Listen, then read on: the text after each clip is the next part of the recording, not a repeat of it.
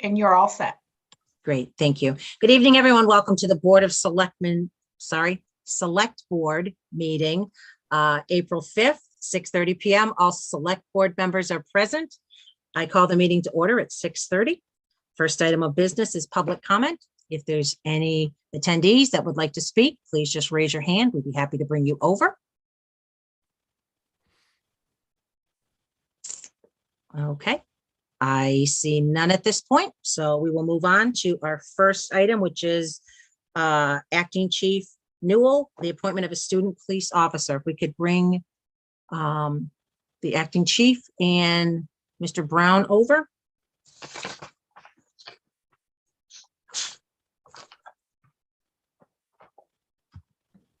Great, thank you. Good evening, Acting Chief Newell. How are you tonight? Thank you for joining us. So if you'd like to take a second and introduce us to Mr. Brown and discuss his appointment a little bit, we would be happy to have a few questions for him potentially. Sure. Thank you for having me here tonight. It's great to see you all. I'm excited to introduce to you Mr. Riley Brown, who was selected for an open full-time position within our department after the departure of Officer John Vizikis, who transferred from our department to the Westboro Police Department in December of last year. Once this open position opened up, we received 14 applications for the open position. And after a series of interviews, Riley was chosen as the best fit for our department in this community. Riley received his associate's degree from Quinsigamond Community College and his bachelor's degree from Worcester State University, where he graduated with a 4.0 GPA. He is currently attending the MPTC authorized Quinsigamond Community College Police Academy, and where he's joining us from now. He's at the academy right now, with an expected graduation date of May 26th. During Riley's background check, we spoke with many people who have known Riley for most of his life, and all had great things to say about Riley, with the most common description of Riley as being a hard worker, a volunteer, and someone who is eager to learn. I am asking that you appoint Mr. Riley Brown to the position of student officer for the Southborough Police Department. His compensation would be $700 per week per local 167 contract. And once he graduates from the police academy, he would then transition into a probationary officer for the department, where he would immediately begin his 12-week field training program. If anyone has any questions for myself or Riley, we would be happy to answer them for you. And thank you for your time. Great, thank you so much. Riley, welcome. It's very nice to unofficially meet you, I guess. It's nice to see you. Hopefully we'll meet you in person soon. I don't know, I think Acting Chief Newell did a great job of introducing you. If there's anything you'd like to add to that or introduce yourself to the board, besides what he said, you're certainly welcome to do that. You don't have to do that. I will leave that up to you. Oh, well, thank you for having me. I just want to say I'm very excited to get started. I've done a lot of research about the town of Southborough. I keep finding good things all around, and I can't wait to help make a difference. Wonderful. Thank you so much. We'll go round table here. We'll start with Ms. Malinowski. Thank you. Nice to meet you, Riley. Welcome to the department. I noticed on your resume that you actually did an internship in the fire department. So can you kind of elaborate on what made you choose the police route rather than fire? So my father was a police officer when I was little, so I was fascinated with all his equipment, and I knew from day one that's what I wanted to do. So in high school, we have a program where your fourth quarter as a senior, instead of going to school every day, you can find a business, or in my case, the fire department. You can go there and be an intern, and that counts as school credit. And that was very, I was very interested in that. And I tried to do the police department, but they said it was too much of a liability. And they asked if I'd want to do the fire department, and I said, absolutely. It's pretty similar. I get to work with some of the guys and see them on calls and ask a ton of questions. So it was a no-brainer. Great. Thank you very much. That's all I have. Lisa. Great. Thank you, Chelsea. Mr. Healy. Hi, Riley. Nice to meet you. Welcome. Thank you. You took me aback a little bit when I looked at your resume and I saw high school class of 2017. Like, God. I'm sure it doesn't. I'm sure it seems like a while ago to you now, after going through community college and college, where it sounds like you did a great job. Well, this is really got nothing to do with you. I'm just kind of curious, looking at your resume. Where does the QCC Police Academy, is that at the college? Is that where they do it? Yeah, it's on the campus. And how many people in a class? We started with 23. We're down to 12 now. Okay. And is that, thinking back to Officer and a Gentleman, is that people leaving on their own request or because they don't hit certain benchmarks? How does that work? Most of them left under their own power. I think only one was because if you fail 3 tests, you're out. And I think only one person failed 3 tests. Okay, well, great. Well, again, very impressive record, and look forward to having you in Southborough. Thank you, sir. Thank you. Mr. Stivers. Thank you. Good to meet you, Riley, and thank you for applying for this position. We think we've got a great department, and it sounds like you'll be a great addition to that. Very impressive bio. I don't have any questions at this point, so I'm all set. And again, thank you for being willing to join the force here. It looks like a great fit. Thank you. All right, Mr. Dennington. And Mr. Brown, I don't have any questions for you, but just wanted to express my appreciation for your enthusiasm and look forward to you joining us. Thank you, sir. Great, thank you. And Riley, the only thing I'll add is I was really impressed when I saw that you were a security team member at Polar Park. And one of the things was you de-escalated antisocial behaviors. And Yes. I think, that's kind of important in what you do. So I actually found that very interesting as I went through your resume as well. So I hope you appreciate Southborough as much as we do. We will certainly appreciate you being here. That being said, does the board have any questions for Acting Chief Newell regarding this? Are we ready to make a motion? I see no questions. Great. Do we have a motion to appoint to Student Police Officer Riley Brown at a pay rate of $700 per week? So move. Is there a second? Second? Thank you. Roll call. Ms. Melanowski, Aye. Mr. Healy, Aye. Mr. Stivers, Aye. Mr. Dennington, Aye. and Ms. Brascio. Aye. Thank you so much, Riley. Thank you, Acting Chief Newell, for coming as well. You enjoy the rest of your night, and good luck as Thank you you. finish the academy. Thank Thank you. you. Could I just Thank add you. one more thing? Absolutely. Riley is scheduled to be sworn in tomorrow for his appointment, after his appointment tonight. So we're excited about that, to get him going and to get him started. Also, there were just 2 corrections that needed to be made for his letter of recommendation. He has informed me that his graduation date has changed. And it is now the 26th instead of the 27th that was on the form. And also his effective date would obviously be tonight and not the 4th that was listed. So I just want to make sure that was updated. Great. Thank you so much. Much appreciated. All right, thank you. Thank you for joining us. you. I am actually going to move up from under consent, the appointment of the senior IT specialist. If we could bring, I see Mr. Montijo is here and Mr. Dahlberg. So if we could just bring them over.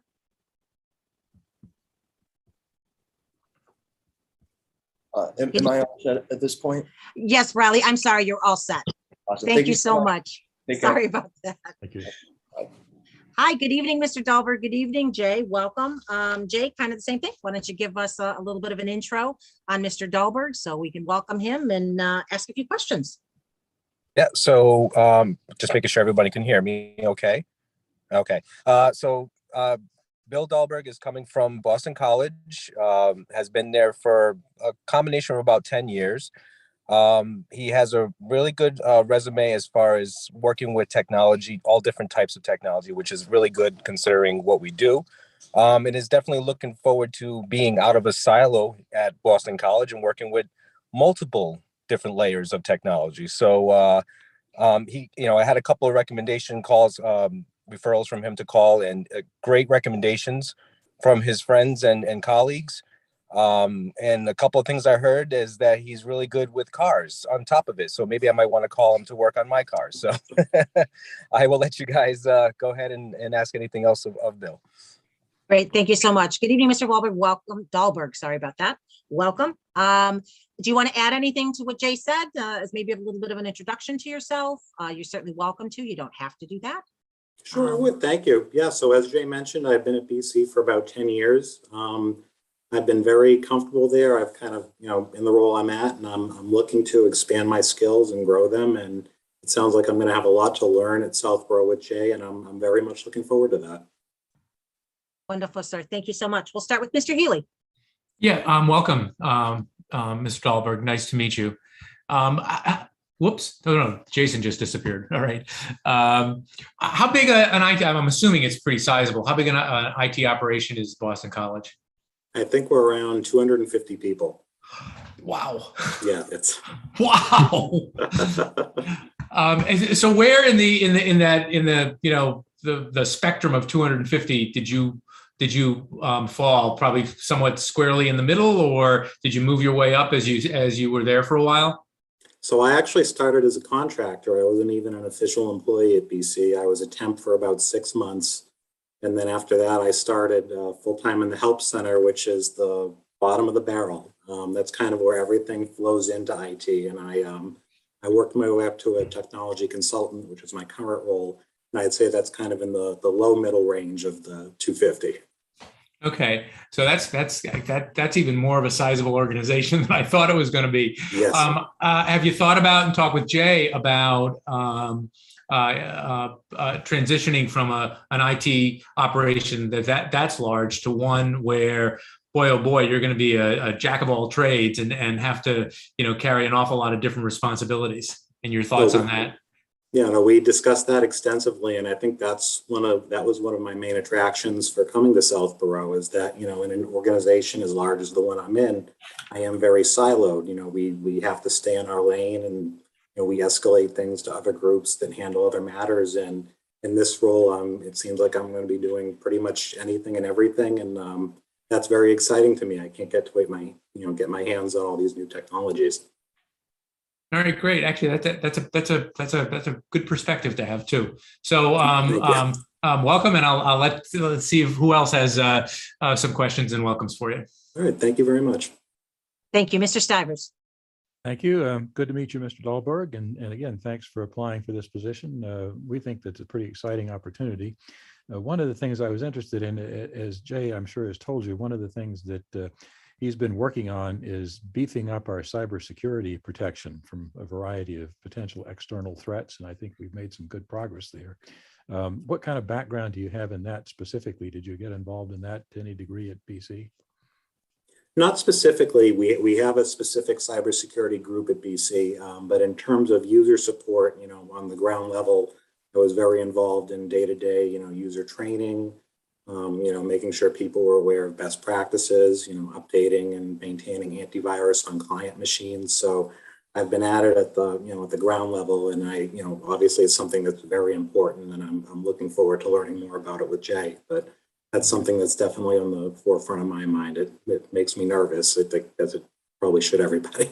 Yeah, that's good. And again, not that there's not plenty of work to do at the individual user level in town. As you well know, you got constant vigilance is important there, and reinforcement of work habits and patterns and training and so forth. With that, there's a great deterrent. So also, though, at the system level, I think there are a number of things that we are going to wind up doing over the foreseeable future here that sounds like you're a good fit to get involved in that as well. So that's my question. Thanks very much and welcome. Thank you very much. Mr. Dennington. Good evening, Mr. Dahlberg. I don't have any questions for you at the moment, but just wanted to thank you. And also, I'm really excited about your joining the team. And, we have learned over the last couple of years the importance of investing in IT. And so we're interested in partnering with you and Jay and working to use our resources that we can better communicate with the public, stay organized, and also protect our cyber assets. Thanks. Thank you. Ms. Malinowski. Thank you. Hi, Mr. Dahlberg. Nice to meet Hello. you. Nice to meet you. Thank you for applying for this position. We're very excited to have you come forward. Can you give us a little bit of background on what attracted you to this position outside of, kind of widening your responsibilities? I mean, obviously this is public sector, which is quite different than what you're coming from. So can you elaborate on a little bit more of what attracted you to apply for this? Absolutely. So obviously the public sector is totally new to me. Most of my experience was spent in higher education, but I did have a brief stint in the private sector. And I think having that experience kind of made me realize, what direction I want to take my career in, who I'd like to work with, the type of community feel that, I did have in higher ed. And I got that from Jay and, meeting Vanessa and Mark and Brian. I got a really good community feel from Southborough. And that's the type of environment I want to work in. And I think that's really what attracted me as well to the position in addition to the career opportunities. Great. Thank you very much and welcome. Thank you. Great, thank you. And I will just say, we're really looking forward to bringing you on. Jay's carried a lot on his plate for a very long time. And I can see a little bit of relief on his face tonight as we're having this discussion. But I will just take this opportunity to also say, Jay, that we appreciate everything you've done as well. And we're really happy to be able to get you some of the help that you've been talking about since you came here. So Mr. Dahlberg, welcome. It is an absolute pleasure to bring you on board. And that being said, do we have a motion to appoint IT specialist William Dahlberg with a start date of 5/4/22 at a salary of $82,000? So move. Is there a second? Second. Thank you. Roll call. Ms. Malinowski. Mr. Healy. Aye. Mr. Stivers. Aye. Mr. Dennington. Aye. And Ms. Braccio, aye. Welcome on board. It's a pleasure. We look forward to seeing you on May 4th. I'm sure Jay does as well. Jay, thank very you. much. Looking I know forward you to have it. plans tonight, so thank you for definitely jumping on. Much appreciated to both of you. Enjoy the rest of your night. You too. Thank you. Thank you. Thank you. Next up is Linda Borneval, and I hope I'm saying this correctly. If we could bring her over for the Opeb audit.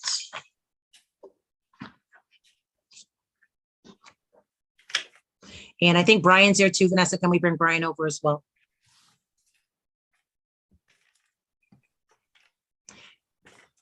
Good evening, Linda. I hope I didn't butcher your last name too much.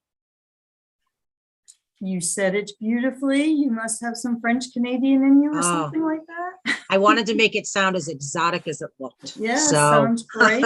My family would be proud. wonderful. Well, welcome. Thank you for coming. I will turn it over to you if you'd like to go through the process that you went through regarding the OPEB and where we stand. The floor is yours. Thank you. All right, thank you very much. And maybe I'll push this off to Brian. Am I going to be controlling the deck or Brian, are you? That is totally up to you. If you're okay with doing it, I'll leave it up to you. I can multitask, right? Okay, awesome. Here we go. Look at that. Do we see a PowerPoint presentation? So let's get the slideshow going from the beginning. How's that? Let's get rid of this Perfect. dumb little thing here. I don't want to give subtitles a try. There we go. All right. So thank you very much for having me. So you guys are quite brave. The CPA, auditor, and the actuary in the same night. So this will be an interesting evening. As you know, we're probably both kind of on a lot of numbers here, but we try not to, we don't want your eyes glazing over by the end of the presentation. I do speak pretty quickly. I am okay if you, Madam Chair, are okay with interruptions as we go. Sometimes if I say something, to have to wait for me to get to the end and then you say, oh, what question did I have? It might be better context wise if you interrupt me, and that would be perfectly fine. So that's fine. And we'll allow, any board members, if you want to wait till the end, that's fine. But if there's something specific, the board can certainly jump in at any time. Great. Okay. So our quick agenda, we're really just going to talk about what is it we do? What does an actuary do for a town like Southborough in terms of their OPEB? We'll talk about what OPEB even means. Talk about your results specifically. How do we kind of, cook the valuation with all the ingredients that we need to kind of throw in the pot and get some results. What are we doing with these results? You know, what are you doing with them, and why do they mean anything? So those are the highlights of kind of the prepared remarks here today. By quick introduction, Linda Bourneville, fellow of the Society of Actuaries. I'm an enrolled actuary. That just means that the Department of Treasury recognizes me as an actuary, really for private sector kind of plans, not public. I'm a member of the American Academy of Actuaries. That's what should be important to you all. That means we have a code of conduct. We are a self-regulating profession. So we all basically have a say in how our profession does our work. And really it's so that the public can be kind of comforted by these sets of guidelines and code of conduct that we follow, and that, you know, technically any actuary who is a member of the American Academy, we are bound to those standards. And also a fellow of the Conference of Consulting Actuaries. My experience is I've done a ton of this retiree medical work. This is what OPEB is. It's retiree medical, you know, benefits provided, healthcare type things to your retirees. By my, I guess, original experience really is in the public pension realm. We are also the actuaries for Worcester Regional Retirement System, which you guys are a contributing member of. So that kind of gives us a nice, you know, understanding of what those commitments by you, you know, are for Worcester Regional as well as OPEB. I mean, they really are kind of related. So it's kind of nice to be able to, you know, have that understanding on what it is you're all kind of under the gun for retirement. We also do actuarial audits of pension systems outside of New England. And lately, the stylish thing to talk about and to work on pension obligation bonds, where some communities in Massachusetts have actually bonded their retirement obligations by dumping in a whole lot of money into the retirement fund and paying them off as a bond. We've done some work on 2 out of the 3 of them actually who just issued some bonds. So that's who I am. So again, so what do? We prepare an evaluation, and that just means we're gonna collect some information from Brian regarding your members, your employees, your retirees, your health insurance information. You do have some assets set aside in an Opeb Trust, so we're gonna be looking at that. We need to make some assumptions about the future. You know, we are kind of fortune tellers here. We need to figure out when is somebody going to retire? How long are they going to retire for? You know, what kind of plan or health insurance coverage are they going to elect, and all those kinds of things. We can, from all of that information, develop some contribution models for funding to the Opeb Trust. And of course, you know, the real reason that we get hired is the auditors require for your financial statements certain disclosures of these liabilities. So that's really, you know, I put it last here, but it's really the most important reason that we prepare these valuations. So these are the key results. We have a report. Brian might maybe nod his head or say, is that on your website or distributed? You know, it's public report, so it's available. This is, you know, 1 page of the 30-something page report that's really just summarizing where you are at. We have a liability. We have assets to kind of fund some of those liabilities. So right now our liabilities are almost about $50 million, and we have about 2.7 million set aside. Don't fret. Don't say, oh my gosh, we're 5% funded, 5.5% funded. You really are in kind of the same boat that everybody in the Commonwealth is in, save for a few exceptions. And there's also, by the way, on the PERAC, it's the Public Employees Retirement Administration Commission website, it's Mass agency. They actually compile information on every city and town in Massachusetts on this very page. Basically, these results, if they had gotten your 2021 results in time for their distribution of the report, would be in there. They actually have the beginning balance stuff for you guys in their report. So you can kind of play around. They have an interactive website where you can type in any community you want to. There's a PDF of the report with every city and town listed in alphabetical order. You can kind of see, what are they setting aside for assets? What does their liability look like? And where do we land in there? So a lot of people kind of want to ask that question, like, how do we compare? And that report, provides some pretty good information. What the report doesn't have, though, there's so many assumptions that go into these numbers.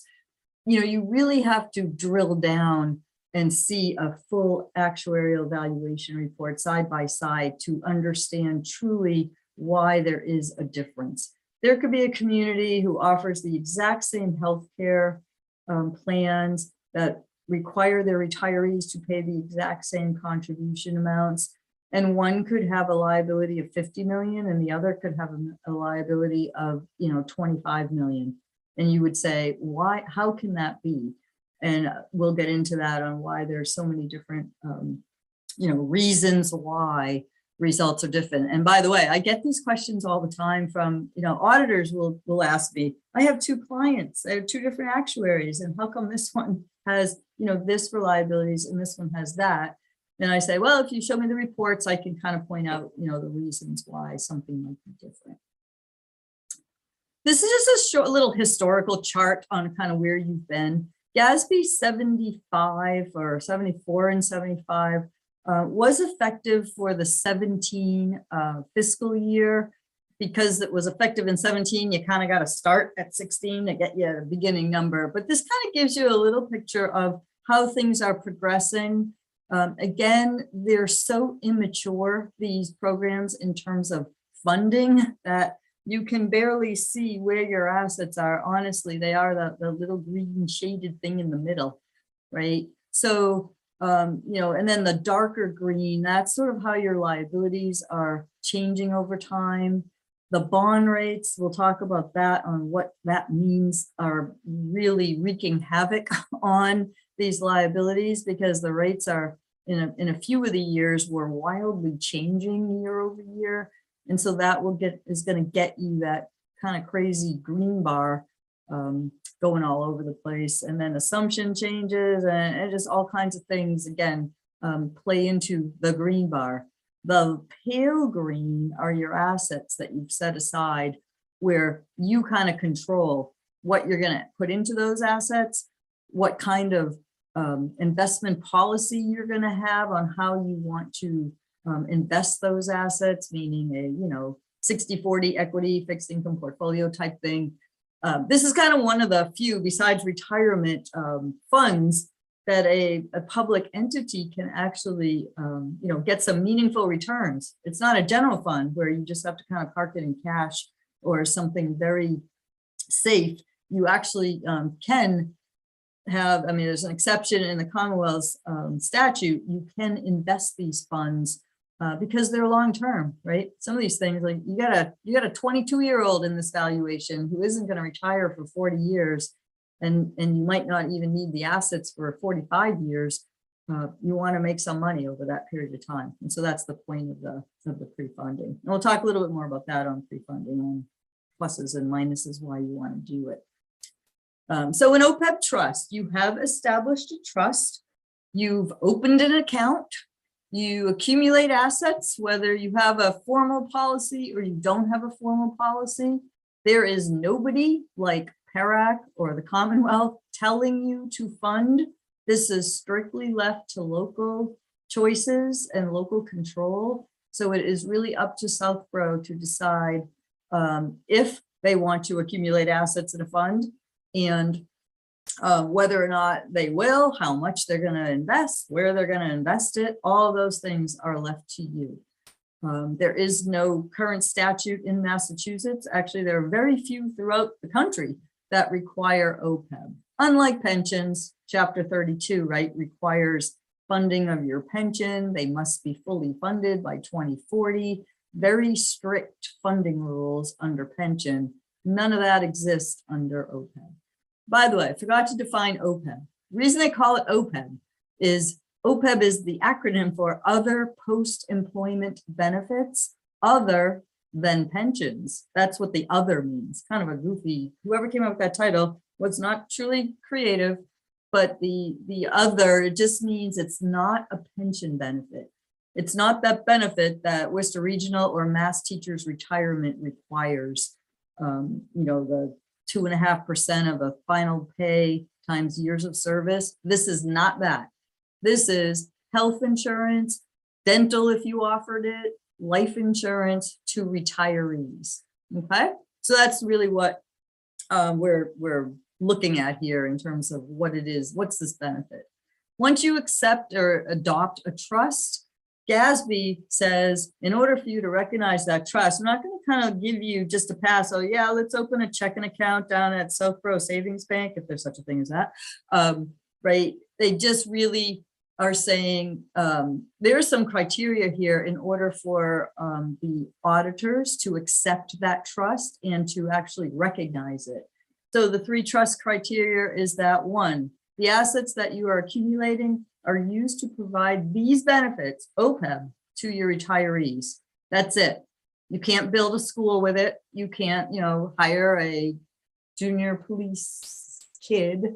That you cannot do anything like that. It has to be for providing these OPEB benefits. The assets are legally protected from creditors.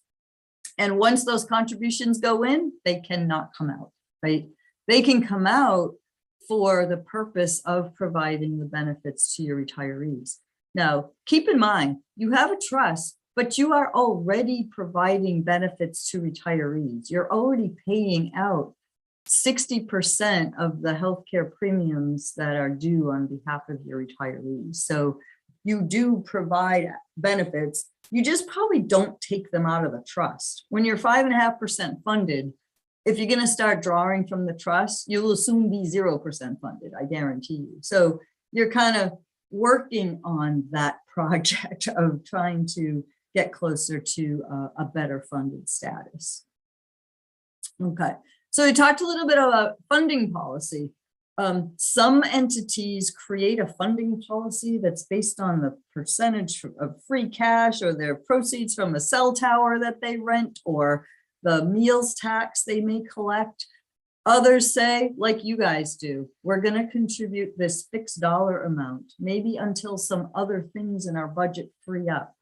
And here's one of the big things that's going to free up, at least that we think of right now. In 2036, Worcester Regional is expected to be fully funded, right? So what that means is there's a few different components of the Worcester Regional appropriation that you guys get annually billed for. You're paying some administrative expenses to keep that system running. You pay off this unfunded liability that is a huge nut. And then you're also paying the cost of benefits earned in the year. The first and the third things are not going to go away ever. So fully funded doesn't mean Worcester Regional's bill will become a 0. It means we're done working on the unfunded portion of that system, right? There's going to be a lot of cash that's going to be freed up from those appropriations because that is a huge part of the annual appropriation for Worcester Regional. Many entities are doing this. They're saying, Linda, I'm in, Norfolk County, and we're not the actuaries, but I can look it up. I can say, oh, Norfolk County is going to be fully funded in this certain day. What's your part of that appropriation? Oh, it's 2%. Okay, well, here's 2% of this total. I can do the math and say, you might release $9 million back, out in 2036. So you can then divert some of those funds that you were putting toward retirement toward this OPEB. Again, not required because again, no statute requires OPEB trust funding, but it's something that people are thinking about because it's something they know is going to occur once the system is fully funded. That's if the legislature, by the way, doesn't change the rules on how to fund these retirement systems. Right now, it is 2040 that you've got to be funded by. Okay, so again, don't feel too badly that, geez, we're only 5.5% funded. It really, I have never really calculated the average, but it's not much different probably than that. There are some entities that are pretty well funded. I just looked it up. The Commonwealth's like 2.8% funded. So again, people are working on retirement really because it's required, right? They're not really, I mean, some are focused on OPEB, but when you have a statute requiring funding, you gotta put that one as a higher priority. Okay. What do we do? What do actuaries do? One of my colleagues said we are, we're sort of forecasters, or we do actuarial voodoo, not a great description, but it's really, I don't want to say it's simple, but it's kind of logical when you think about what we do. Brian provides to us information on all of your employees and retirees, right? What kind of things? For a retiree, how old are they? What plan do they have covered by? Are they male or female? Are they on a Medicare plan, or are they on a pre-med plan? Do they have a spouse that's covered? Everything about them, right, that we need to know. Also on employees, again, are they male or female? When were they hired? Because that's an important piece on when do we think they're going to retire. How old are they, right? Got to be 65 probably, or at least 55 if you're a general Group 1 employee to retire.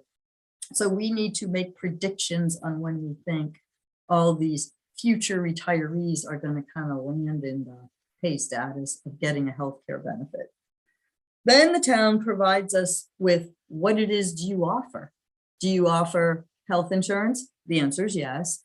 Dental, well, do you pay a portion of the dental, or is the retiree pay for it all? Do you offer a life insurance policy to retirees? All those things usually are never in a nice document. They're all over the place, and we know that, and the GASB knows that.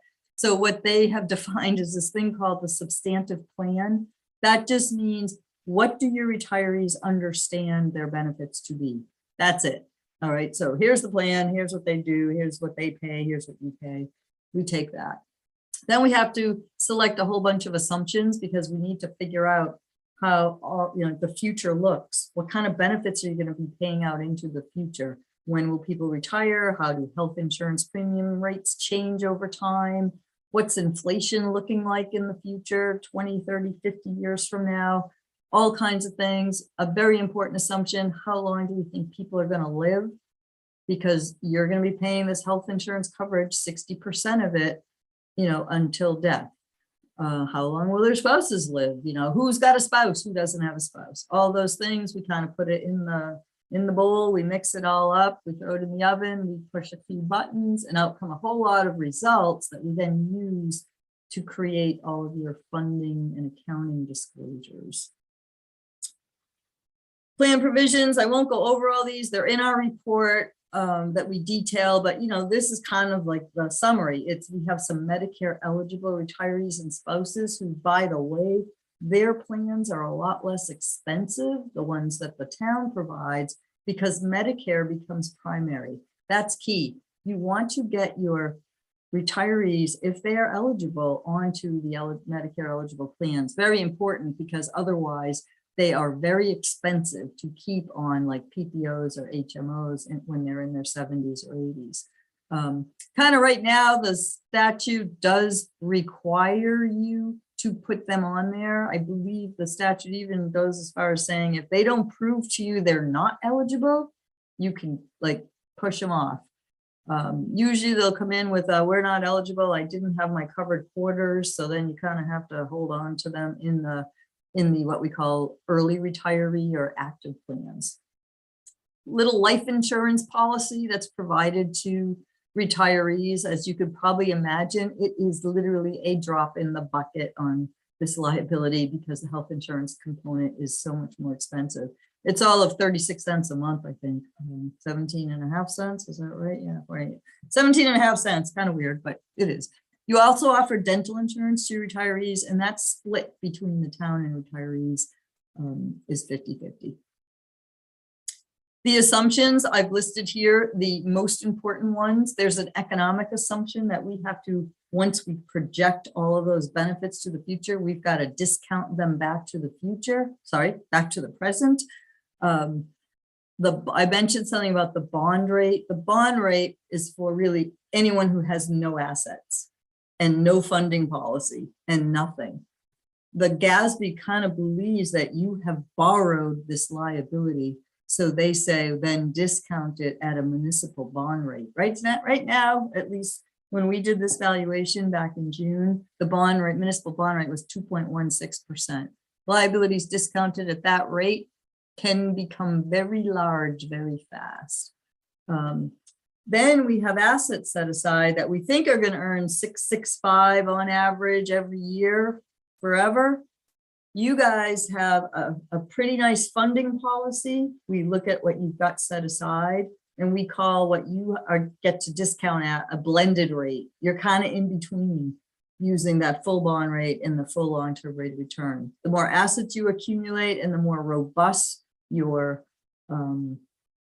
funding policy is, the closer you will be to long-term rate of return. That's a goal that is a good goal to have, is to kind of get to the point of being able to get you closer to a long-term rate of return. Healthcare trend rates, actuaries spend lots of time developing these models on how they believe healthcare is going to increase into the future. And it's a model called the Getson. There is a man, literally, I think his name is Stephen Getson, who developed this trend rate. We use that model. I mentioned already, mortality rates, hugely important because we need to know how long people are going to get these benefits. Talk about participation. Are you going to be in the plan, not in the plan? You're going to cover a spouse, all of those things, all disclosed in our report. Section 6 has probably about 10 pages of disclosures of all the assumptions that we use. As I mentioned, the most important kind of component of the output of our work is that your OPEB liability, the liability minus what you've set aside in assets, goes on your balance sheet. That all happened back in 2018. Pretty much probably that put everyone in the red. So right now, like I said, you have about $47 million of an unfunded liability. Pensions, you get the same thing, by the way. So by the time you add pensions in OPEB, that puts you kind of, out of the black. Also financial statement calculations will calculate an expense for you for this OPEB program, and it's close to about a $4 million expense in 2021. And all this other stuff, it's all of the disclosures are detailed in our report that kind of get you from one year to the other. As I mentioned, there's all kinds of reasons why the liabilities, experience gains and losses, nobody's dying, everyone's living. So if there's a loss, right, because they're still here when we anticipated somebody might die, we might change an assumption. We might say we think people are living longer than what we assumed before. So we've got to make that assumption change.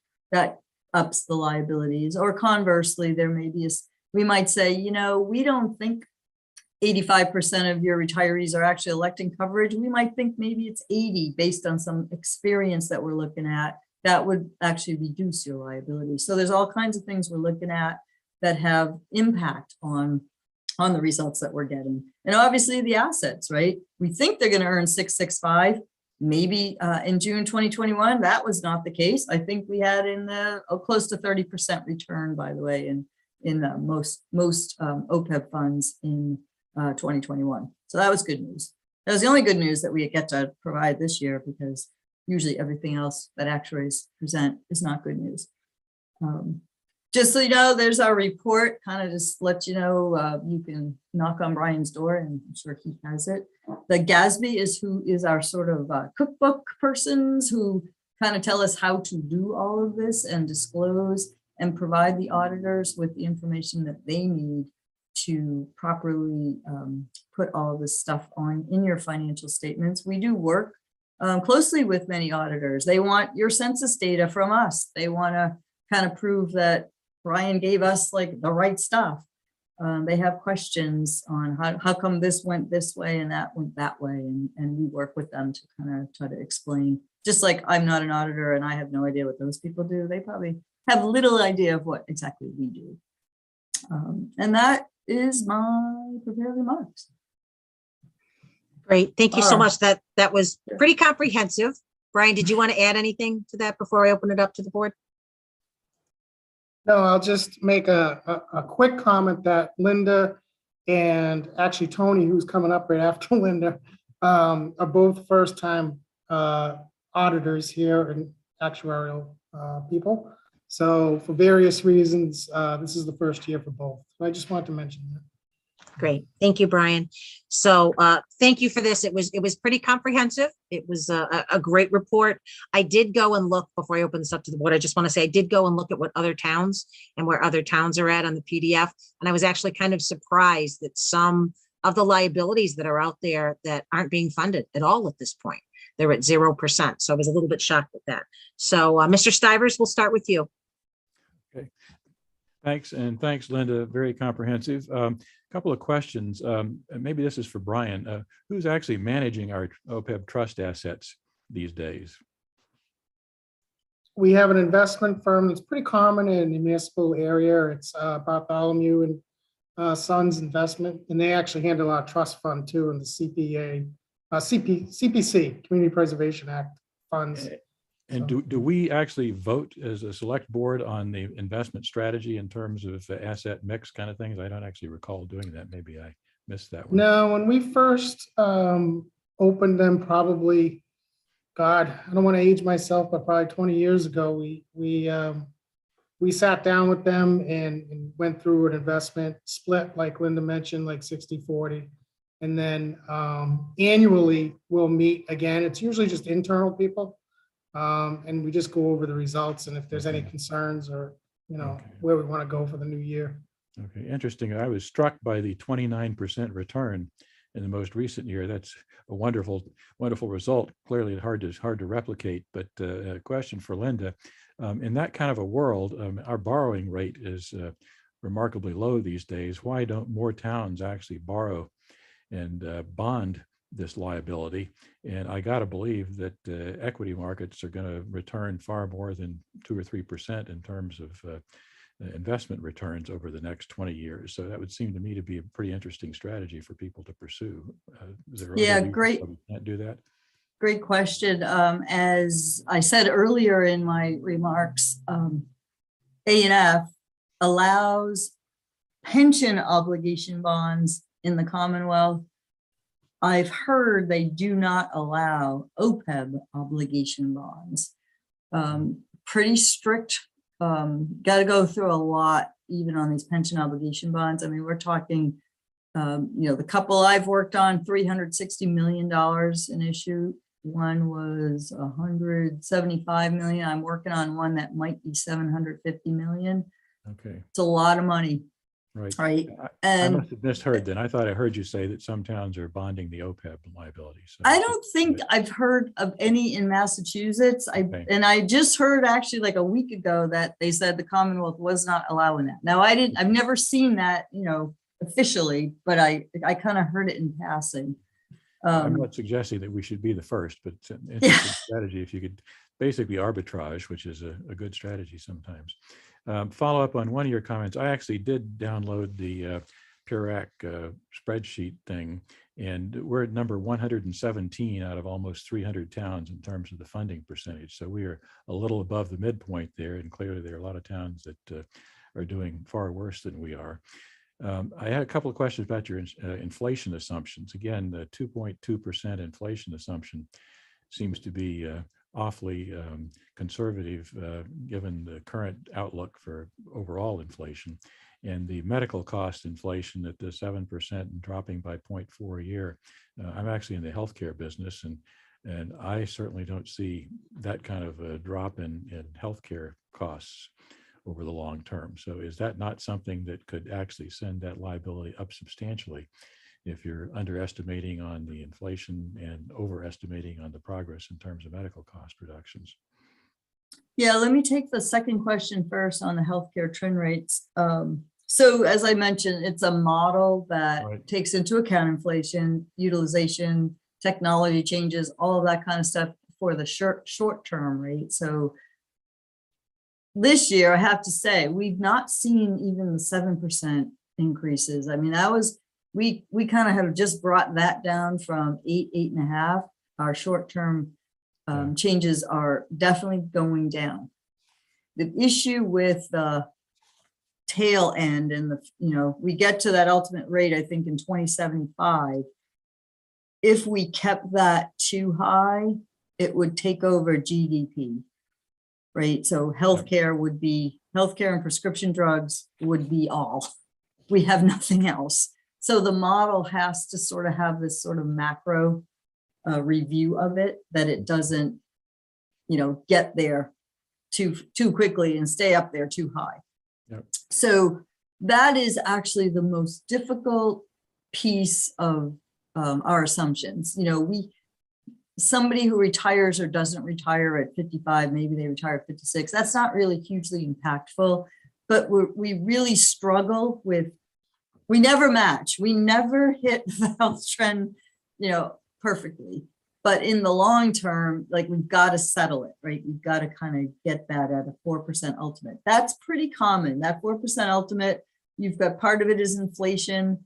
Again, part of it is some other medical technology changes that might occur and other stuff. So with that said, inflation. All right, we're getting beaten up so badly right now because, inflation right now, right, is very different than our long-term outlook. And remember, this is a long-term outlook.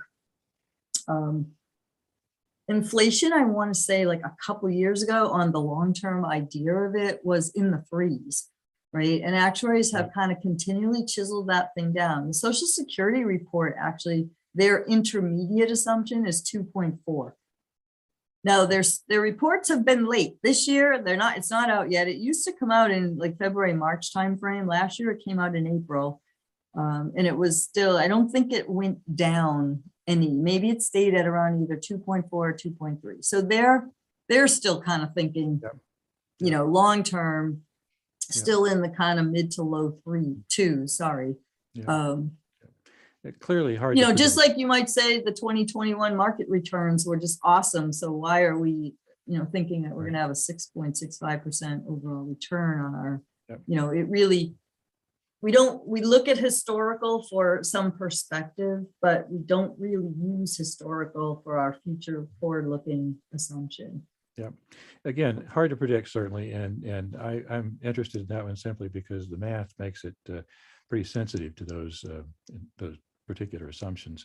I guess my bottom line on this whole thing is sort of like the pension liability, in the sense that it looks fairly grim now in terms of the numbers, but I think on the pension side, the adjustment that's going to come in the mid 2030s looks like it's all going to work. And my sense on this one is that adjustment plus the long-term view suggests that even though we're at 5.5% funded or whatever now, my instinct says that we'll probably be okay without having to upset the apple cart and scrounge and find extra dollars to throw in this one. Do you have any different view of that one? I'm not inclined to lose a lot of sleep over this at this point. But yeah, and I mentioned that, the idea of once pension gets fully funded, can we divert some funds over there? The whole theory is sort of the same as it was with pension, 40 years ago, that if we showed you, not in numbers in a table, but in a chart on what we think these benefit payments out of OPEB are looking like, which is, if you can see my hand, it isn't flat, it's going up. It's the same kind of concept, right? That if I pre-fund while my employee is working, I'm hoping that I will fund the nest egg needed to fund that benefit, to pay that benefit once he's retired. Right. I mean, and that's sort of the accrual accounting methodology that we're using here, that we're accruing. I mean, we're accruing this expense as we go, but we're not really funding it. So that's the difference. Final quick question. I saw the mortality tables you used are pretty dated now. Any impact from the pandemic in terms of mortality that's going to make any significant impact on your projections? Good question. I don't know that our reports dated our assumptions. 2018, 2017, 2010, I saw in there. Well, yeah, it takes about 10 years to do a mortality study. And interestingly, when they name the table, it's usually named in the year that they're doing the work, as opposed to all of the data, which is probably 10 years old, that they're using. Yeah. So one of the things that we do have on our mortality tables, it's not just the rate of mortality. Nowadays, people don't talk in terms of if I'm 65, I have an X% probability of living or dying. It's now if I'm a 65-year-old who was, born in some certain year, I have a different mortality than the 65-year-old 5 years from now born in a different year. Right. So we have mortality improvement built in that theoretically the folks who are 65 right now will have a different mortality pattern for the rest of their lives than the 25-year-old once he's 65. Right. But the If people that who are makes sense. 65 now, again, have a higher risk of death from the pandemic to some degree. Maybe that's infinitesimally small. I don't know. But that seems to me to be an interesting factor. And maybe, again, it's insignificant. But Yeah, we haven't, it's funny. So, well, not funny, but there's been still in just a couple years, there's still a lot of studying and trying to figure out, is it the experience will modify, it's going to modify in the short term, but is it going to impact our future expectations of longevity? And that I think has still not been determined. So we kind of comment that, did the pandemic hit the retirees of Worcester Regional? I'm saying Worcester Regional because it's a much larger system and it will be more impactful. We don't do retirement or mortality studies for just the town of Southborough. It's too small. Yep. Right. So, so will the pandemic modify those assumptions, or is it just going to kind of have a blip in the current experience, right? That we don't know yet. We don't know what that experience is yet until we get some more data from Worcester Regional and say, oh, gee, we only expected 200 retiree deaths, but we got 400. Yeah. That might be the time to say, change the assumption. Not a huge issue. That's it for me for questions. Thank you. Thank you. You're Mr. welcome. Dennington. Hi, Linda. Thank you very much. So I guess my kind of bottom line takeaway is, as a select board member, I see this report as helping to help us make a judgment about whether we should increase or decrease or stay the same our annual contribution to the Opeb Trust Fund. I don't know if you see it the same way of this is one of the purposes of this. And for me, I also looked at the comparison of other towns, and I also looked at some of the peer communities just geographically around us, and we're kind of in the same ballpark as a lot of them, but I'm looking at the funded ratio, I think is the correct term. We're a little bit lower than some of our other peer communities. I mean, I think we've made very good progress, but I guess for me, the takeaway is it's not really a fiscal 2023 decision, but fiscal year 2024, things we might consider in the next fall of this year would be to possibly increasing the contribution from the 250 up. And to that point, I had a question for Brian and Mark. So when we talk about we have a policy, we contribute 250 annually. Is that like just kind of an informal policy or a written down policy in a bylaw? Do you know? It was an informal one, Andrew. Okay. Started a number of years ago, and I hate to say 250 was a nice round number, but it fit into that first year budget. We kind of, we managed to keep it so that it was a foundation for every year. We kind of built it into the budget. It was actually built into the benefits budget, and it kind of baked in there. So that's kind of how we got the town used to it. Yeah, I mean, it would be difficult to offset to make up for it with cuts elsewhere. It really would be, we would need to make a commitment. We're going to appropriate more to donate to the Opeb Trust Fund to hopefully avoid problems down the road. And so I'm open to that idea. Again, it's really more of a fall 2022 type of discussion, but what do you think of that, Linda? I mean, the bottom line is, I think, should we increase the amount, decrease the amount? What is your view? It's kind of, so step back and kind of think about it like if you were funding your 401k, right? A lot of people say, well, when you're 20, you just say, I only want to give you 10% of my salary or 5% of my salary or 3%, right? You sort of think of it in terms of like, what am I willing to give up today? But as you get closer to retirement, you kind of start scratching your head and say, I think I'd like to accumulate $1 million, right? Or so it's kind of the same idea. You kind of want a roadmap of what is it you want. Some communities say we want to be 100% funded in 30 years. Linda, how do we get there? I said, okay, so we'll start at 250. Do you want to does your budget increase by 2% a year? Would you like to see an increasing contribution into that? And we can tell you with these results that a 30-year amortization would require, X many dollars to start and increasing by whatever to get there. So there's sort of a little bit of that discussion on, is 100% funded at some particular date desirable, right? Is it important? There's going to be a point that you want to start letting this trust work for you, right? That you aren't going to send money to the trust and also write out the checks to the insurance providers, right? For the 60% portion of the town's contribution. You want the trust to be working for you and paying those benefits, just like a retirement system trust does, right? You make some contributions.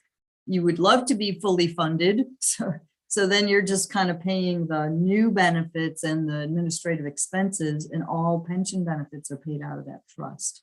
So that idea of some goal setting on what is it you actually are looking for, and that same little model of 30 years, you could say 250, 250, 250 for whatever when Worcester Regional, and then go, oop, here's another, I'm making this up because I don't know your numbers, like 9 million, increasing a couple percentages a year. Maybe you will get to fully funded in 30 years, under that.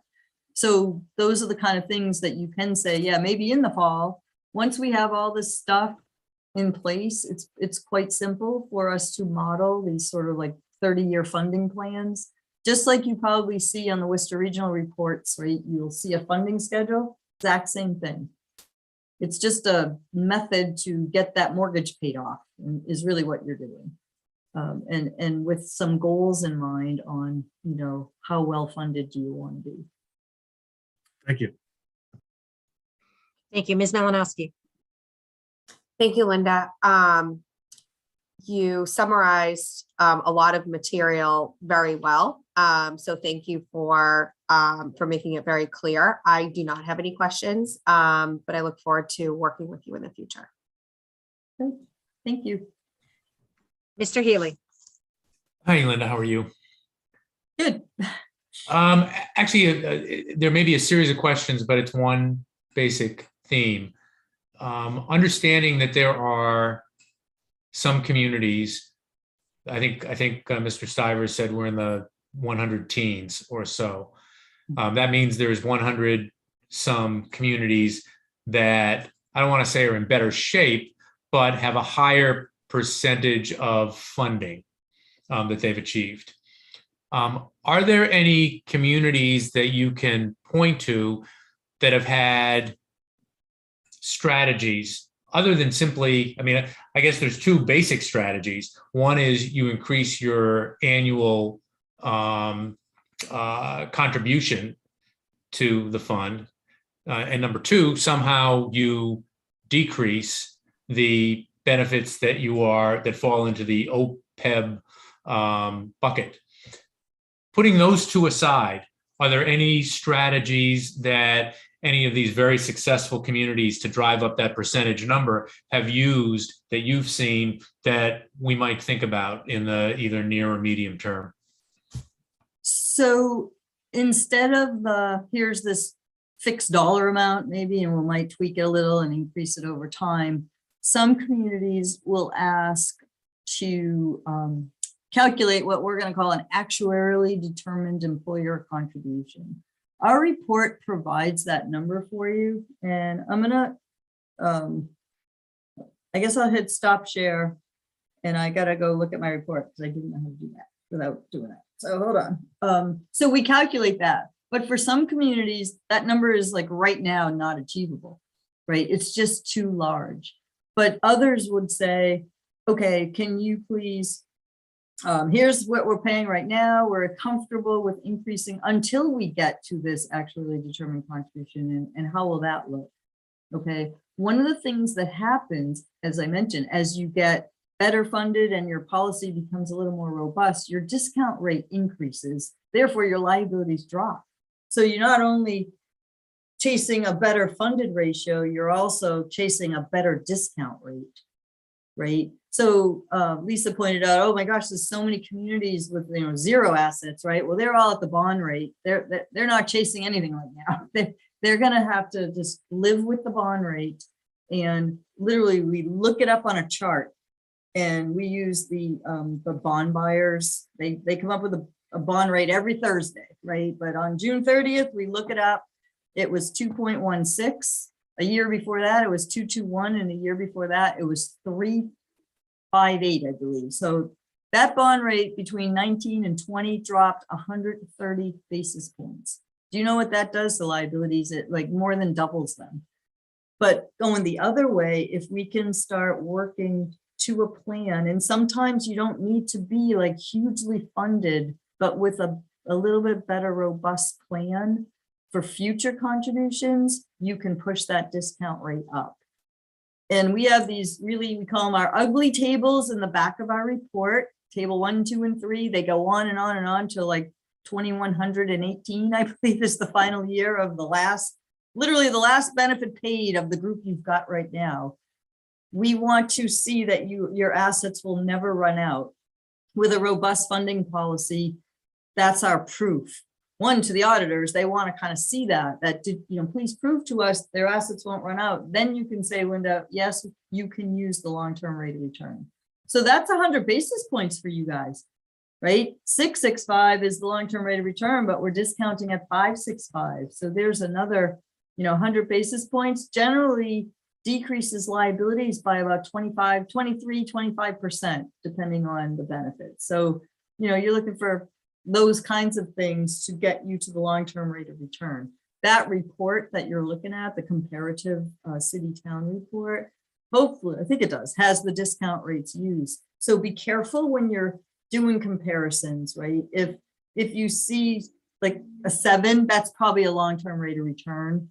I don't know if the thing has both the bond rate and the long-term rate and the discount rate. If the long-term rate and the discount rate are the same, that means they've got enough assets and a robust funding policy to be able to discount at the long-term rate. So that helps. And it helps you kind of chase a fixed, a fixed number. Otherwise, your liabilities are kind of, subject to that bond rate that, is based on what is the borrowing rate that municipalities, endure. Other considerations, by the way, too, that people throw out, the answers are unclear, but it's your ratings, right? Your how important is that? In the rating agencies, some comments I get is, Linda, we tried to go for an upgrade, and all they keep harping on are our pension and our Opeb liabilities. They don't think the assumptions are conservative enough. If you go to Moody's, they want pension liabilities discounted at 4%, something crazy. So there's those considerations too, right? Because if you take our report, I'm not saying you, if one takes our report, throws it on the shelf, hands it to the auditor and does nothing, that is not going to be looked at favorably by the rating agencies.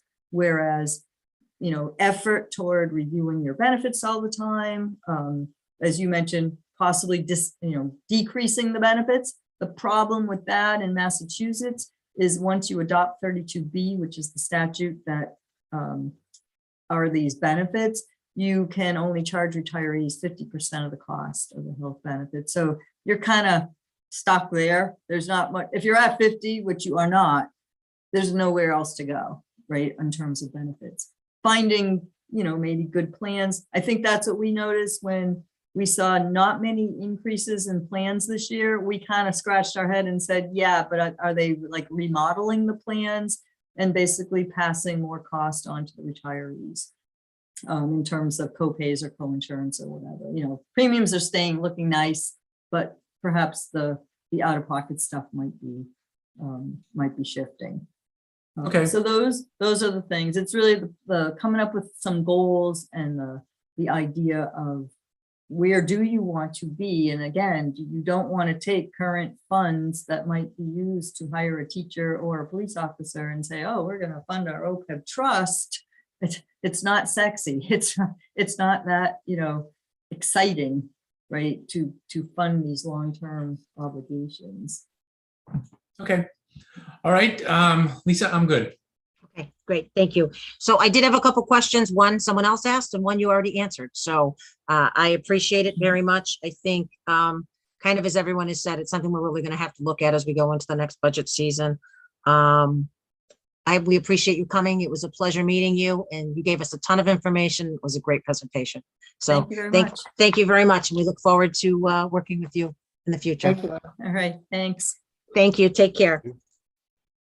All right, next up on the agenda, Mr. Roselli for the fiscal year 21 audit. If we could bring him over. We have Carla here too, as you can see. Hi, Carla. How are you? Hi, I was good. wondering whose shoulder I was seeing moving in the background. Yeah, me. We're sharing, so we We're figure sharing. safety in numbers. Yeah. So. Okay, that's perfect. Brian, do you want to do a brief introduction to, or Carla, to Roselli Clark and Associates and how we got here? I'm up. Yep. Perfect. Yep. Hi, Tony. How are you? Very good, thank you. Great to see you. You too. Tony, it has replaced our longtime retired auditor, Bill Freyer. Tony and his staff this year had done a great job first year, COVID year, all of it. It's been a wild ride, as we know, but here we are. We have the reports, and Tony's ready to present. So off to you, Tony. Sure.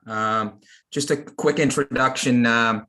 I've been doing this, it seems like forever. I started at Touche Ross, which merged with Deloitte Touche, is now Deloitte, back in 1984. So I'm going on close to 40 years of working in the accounting sector. I was immediately, when I was in Bentley College at the time, one of the things they said is you don't want to do municipal, and they had one like class devoted to municipal, and you took that class and it was like 3 weeks. So you never got any training because they said, you're never going to see this. You're not going to do this. You don't want to do it. Well, guess what? The first day at Touche Ross, they put me on the town of Watertown audit. And I'm like, wait a minute. I don't know anything about this. And I was promised I wasn't going to have to do any of this. So I ended up becoming a municipal specialist at Touche Ross. I left in about 1990 and started my own company with another gentleman from Touche Ross. And right now we've grown. We're auditing almost 70 cities and towns, and over 100 if you count the school districts, water districts, fire districts, and so on. I think about 130. So we're one of the top, I think top 2 at this point in the state of Massachusetts in terms of sheer quantity of audits we do. So Bill Freyer approached me about a year and a half ago and said, Tony, I'm thinking of retiring, and I've known Bill forever. He was a KPMG guy. He said, do you want to take on my practice? So we looked at it, we kicked the tires, and we said, yeah, let's do it. As long as your clients want to transition over, let's do it. So that's where we're at. You were a client of Bill's. Right now, you're a client of Roselli Clark and Associates. And it was a transition year.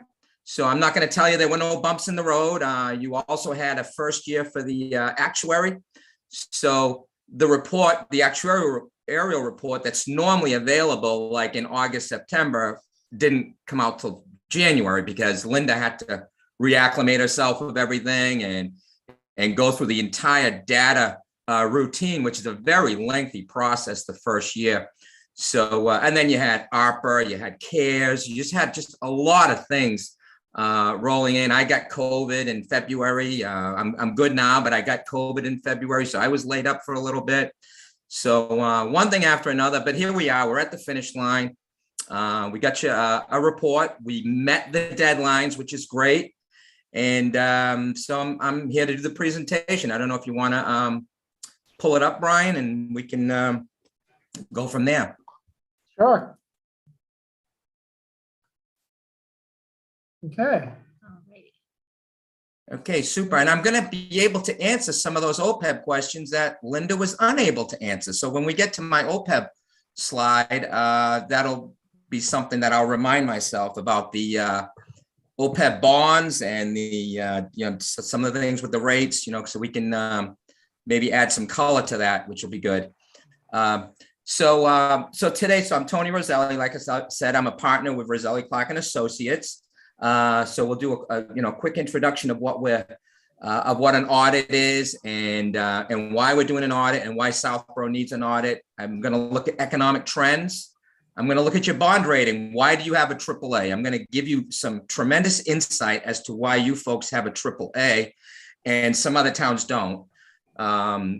I have a slide on Opeb. I'm going to keep that limited because Linda spent about an hour and 20 minutes on that. So we'll see if we can keep that down to answering some of the questions that weren't able to be answered. And talk about pension real quick. Quick slide on ARPA. Then I've got some informational items we'll go through, some observations, and I have questions at the end, but please feel free to jump in at any point. I think it's easier to answer the questions on the fly as opposed to saving them till the end. So let's go to the next slide, Brian. So what's an audit? I mean, there's a bunch of reasons why you might need an audit.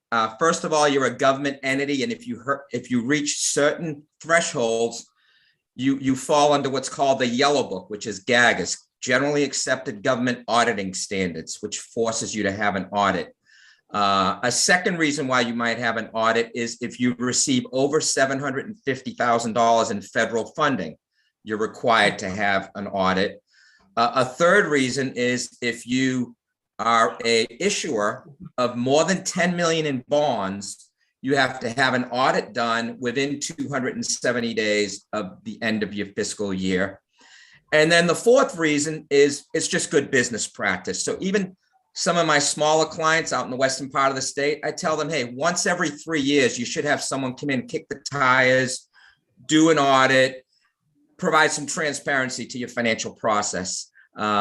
Southborough basically meets all of those criteria. So, and this is the first year you're actually, in a while that you're actually having to do a single audit, which caused the audit to expand a little bit. And that's because of the CARES Act.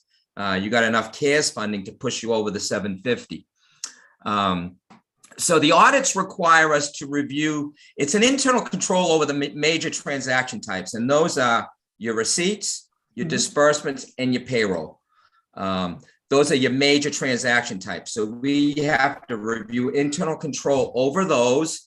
And we're required under SAS 115 at the bottom of this slide that if we have material weaknesses or significant deficiencies, we're required to report those in a formal document to governance. And governance is the Board of Selectmen.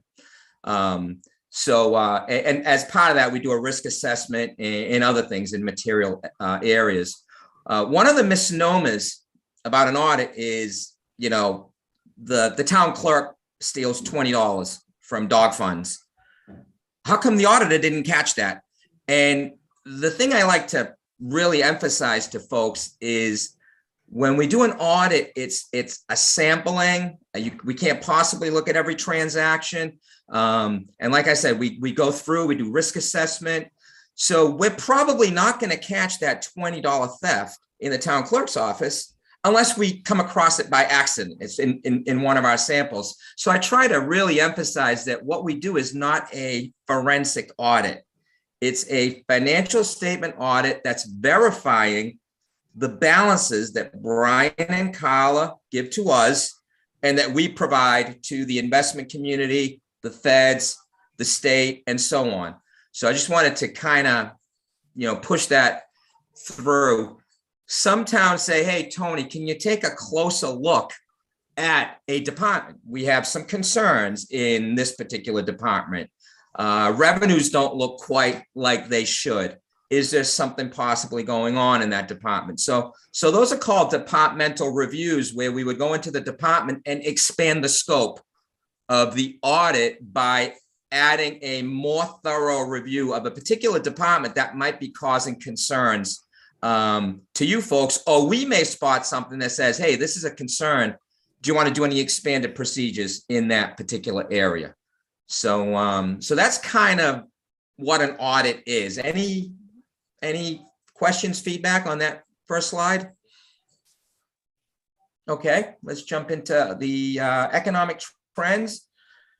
Good trend here. Your reserve balances are going up. I did a 5-year look back, and let's talk about what reserve means. Reserve means on a GAAP basis, and I use the Standard & Poor definition of reserves. They add your stabilization fund, your undesignated fund, and your assigned fund balances all into a pot and call that your reserve fund. And then they use that to do a lot of measurements. So that's your reserve fund. That's been going up. That's good. And it's a nice trend. It shows that there's some good management going on in the town. Next slide, Brian, unless there's a question on that.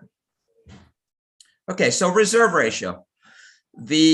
Let's compare it to some other metrics or some other benchmarks. The S&P high metric is 15%.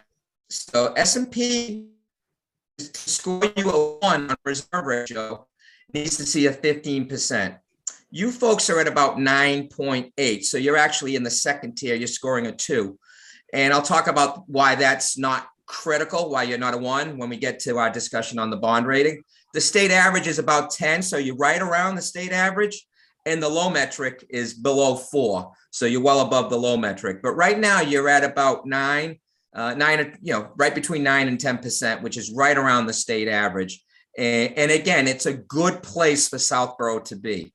I'm not gonna say you need to be at 15%, but I certainly don't want you dropping below 8%, which drops you into the next. It drops you into that next tier on the S&P rating scale and could actually cause a little bit of challenges once they start calculating your bond rating. And we can talk about exactly how that works when we get to it. So if there's no questions on that, we can go to the next slide, Brian. This talks about kind of why your reserves increased. Your local receipts were 1.7 million above forecast. Your expenditures were 600,000 under budget. And some of that was offset by planned uses of free cash. So you'd take your excess in receipts, your under in budgets, and you'd subtract your free cash to get your approximate increase in reserves. Like I said, it approximates state average. It's in a tier 2. And right now, fortunately, even though you're in tier 2, usually AAA, you got to be in tier 1, but you have other great things going on, which we're going to talk about. But you have a bond rating of AAA from Standard & Poor, which is the highest possible investment grade. And you have a AA1 from Moody's, which is 1 notch below the top investment grade. So if there's aren't any questions on that, we can go to the next slide. So here I talk about how S&B gets to your AAA. So first, there's 7 categories: institutional framework, economy, management, budgetary flexibility, budgetary performance, liquidity, and debt and contingent liabilities. So S&P goes through each category and assigns a grade to it. And you can see that each category has a % weighted average. So your institutional framework, which is the legal environment that you operate in within Massachusetts, within the Division of Local Services. Massachusetts has a score of 2 by the S&P, and you're getting a weight of 10% on that. The economy they score as a 30% weight. So that's a big, big, big score there. 1/3 of your bond rating is based on the economic activity in Southborough. Management is a 20% score. So you can see that economy and management, that's 50%. Half your score weighs there. So let's go back to economy. How do they come up with a 1? Two things they look at are your equalized valuation divided by your population. And Southborough is at 273,000. The gold standard is 195,000. So you're well above the gold standard for equalized valuation divided by population. So it's very important to keep those housing values high by having a great education system, by providing great services, by making Southbridge a desirable community. You keep your housing values high and you keep your equalized valuation high to maintain that metric. The second thing they look at is your per capita income. And if you're at 150% of the US average, that's considered the gold standard. You folks are at 156%. So once again, you've exceeded the gold standard on your per capita divided by the US per capita. And then lastly, you've got the wealth index. Southbridge is at 275 on the wealth index, with the mean and average being 100. So you're almost 3 times on the wealth index. So all of these things contributed to the S&P giving you a 1 on this score. They said, hey, you know, Southbridge has got great economic metrics. We're going to score them a 1. So you got the full 30 on that score. Next is management. Hey, Tony, if I can interrupt you for a second. Sure. So you don't get bashed by any commentators. I make the same mistake, but you've said Southbridge 3 times now, and that's a little ways down the road. Oh, I'm sorry. That's okay. I'll okay. Southbridge is a fine community too, but it's Southbridge is one of my clients, and I was working on it today, so Southbridge is on my mind. I apologize. Not a problem. No need to apologize. You should have interrupted me the first time. So Southborough has a AAA. Southbridge doesn't. Hopefully, there's no Southbridge listeners. But so management score. Management score is broken out into 7 different categories. They look at your what your reserve policies are. How much are you going to put in stabilization? How much are you going to keep in free cash?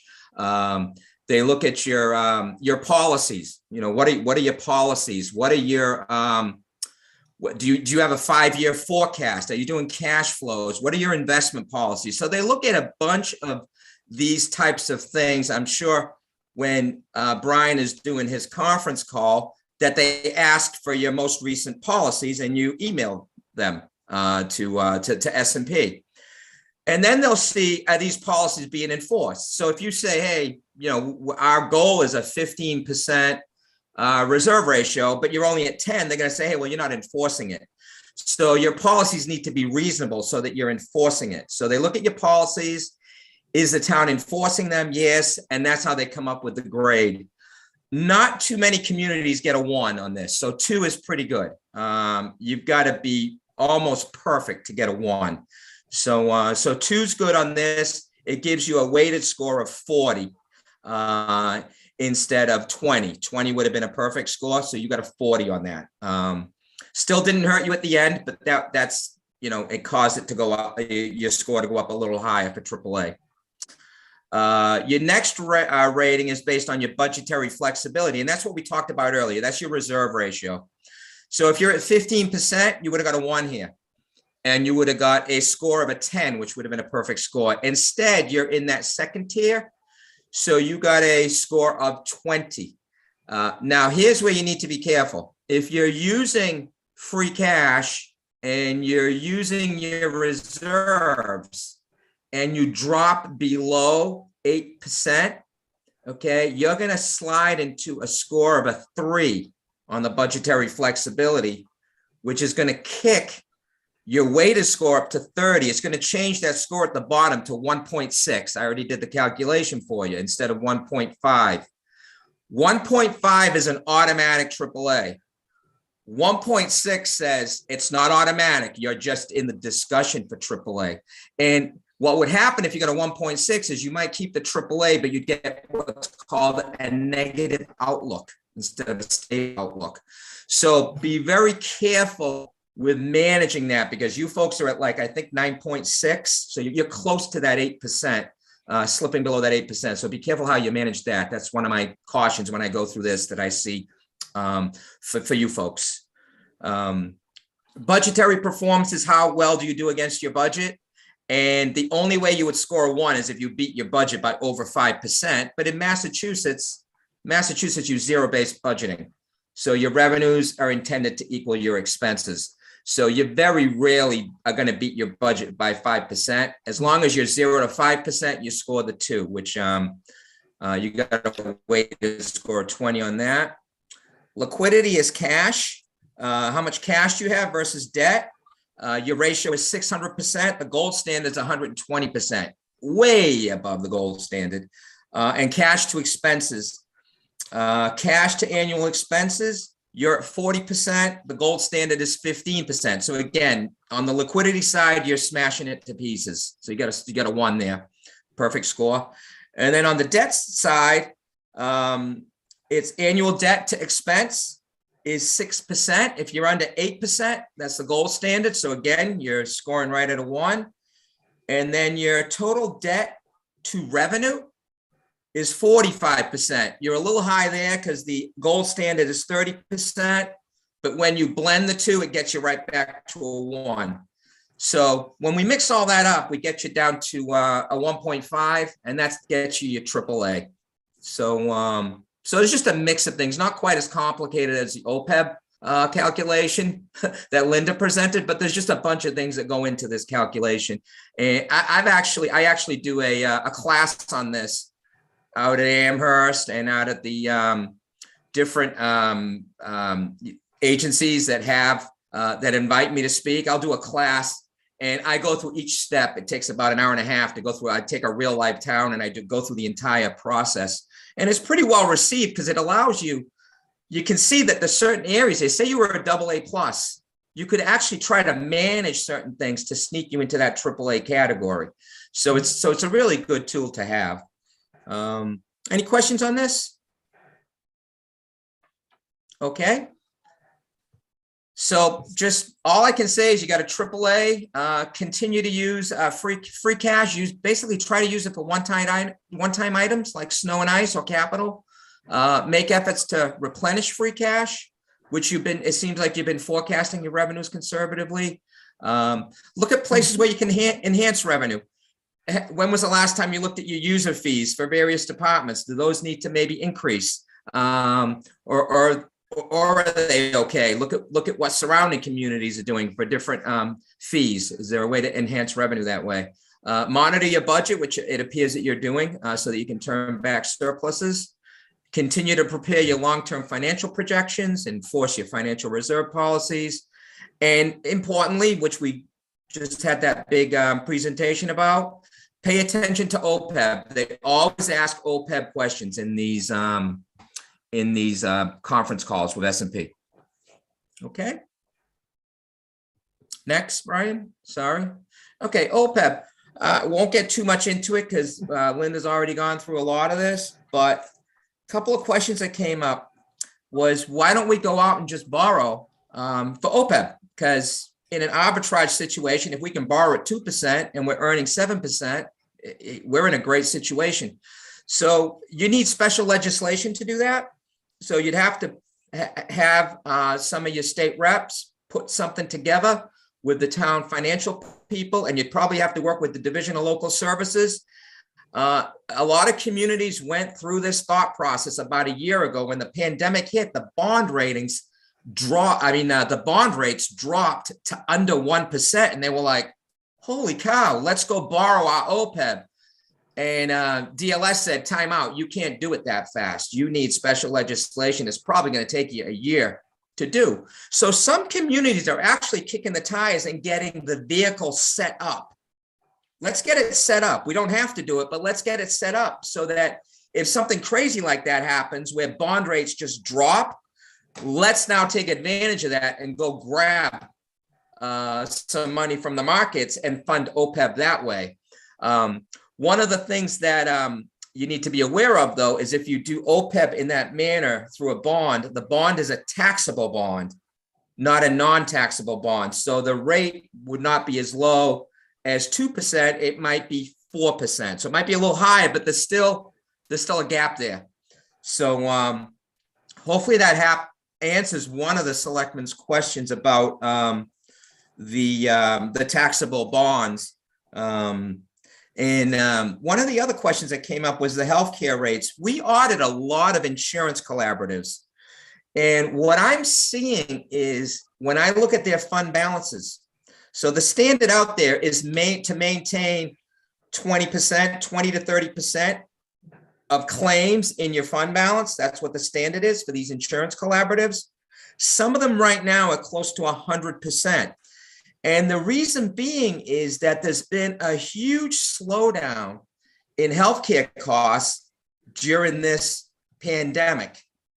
So what they're doing is they're passing this savings on to the members who belong to these collaborative. They're giving you like a free month of premium, or they're lowering your rates. So I'm not seeing that 7% right now. And I've talked to a bunch of folks in the industry, and I said, is this an anomaly, or is this something that, you know, is just going to be a one-time thing? And are we going to go right back to having these skyrocket insurance rates?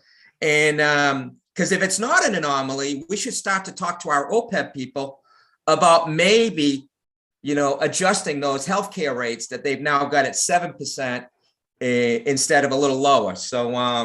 So that's what I'm seeing out there in the healthcare field, just through my audits of these collaboratives in the health field.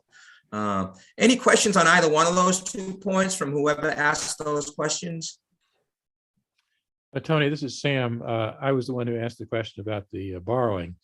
And again, I'd be interested if you have knowledge of specific towns who are working on a special act from the legislature to allow for that. I'd be interested in knowing who they are and taking a look at that. I mean, it seems to me that's an interesting thing to have in our back pocket to potentially use. If we could do that in a way that didn't cost, you know, $1 million of legal work or whatever to get done, that might be, again, an interesting door to keep open if we could. So I appreciate any update. Yeah, yes, I will. I know Nantucket was taking a deep dive into it. And Nantucket is a community that's always ahead of the curve.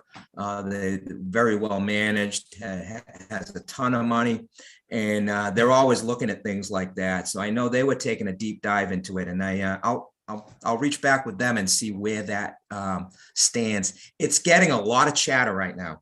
So you are on par with saying, hey, why don't we take advantage of that arbitrage situation? Because it is getting a lot of chatter out in the industry right now.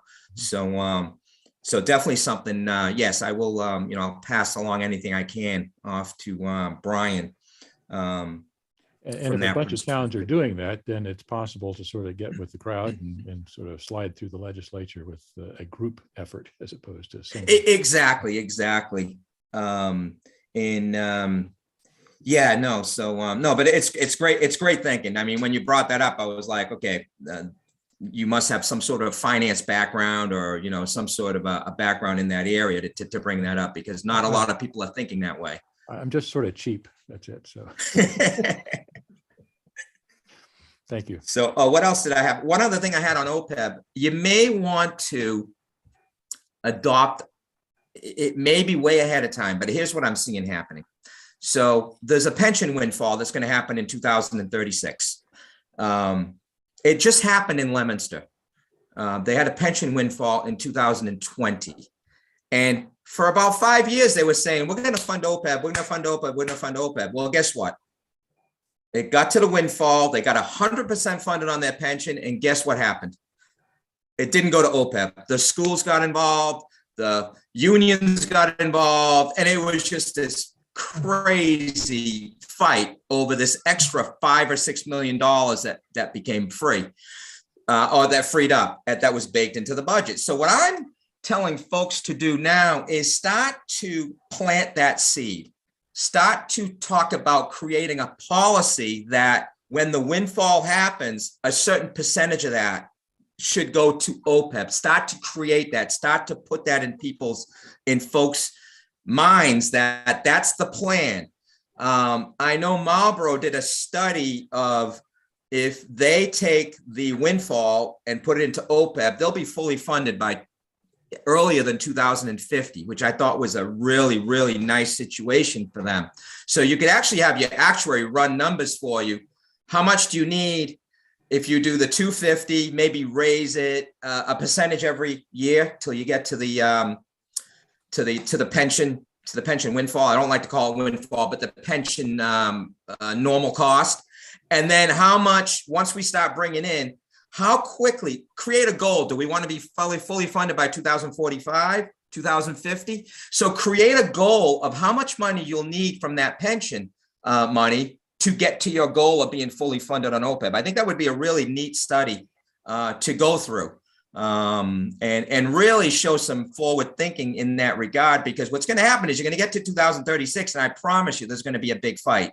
But if you start thinking about it now, start owning some of that money now, I think it might make it easier to transition into that when that happens.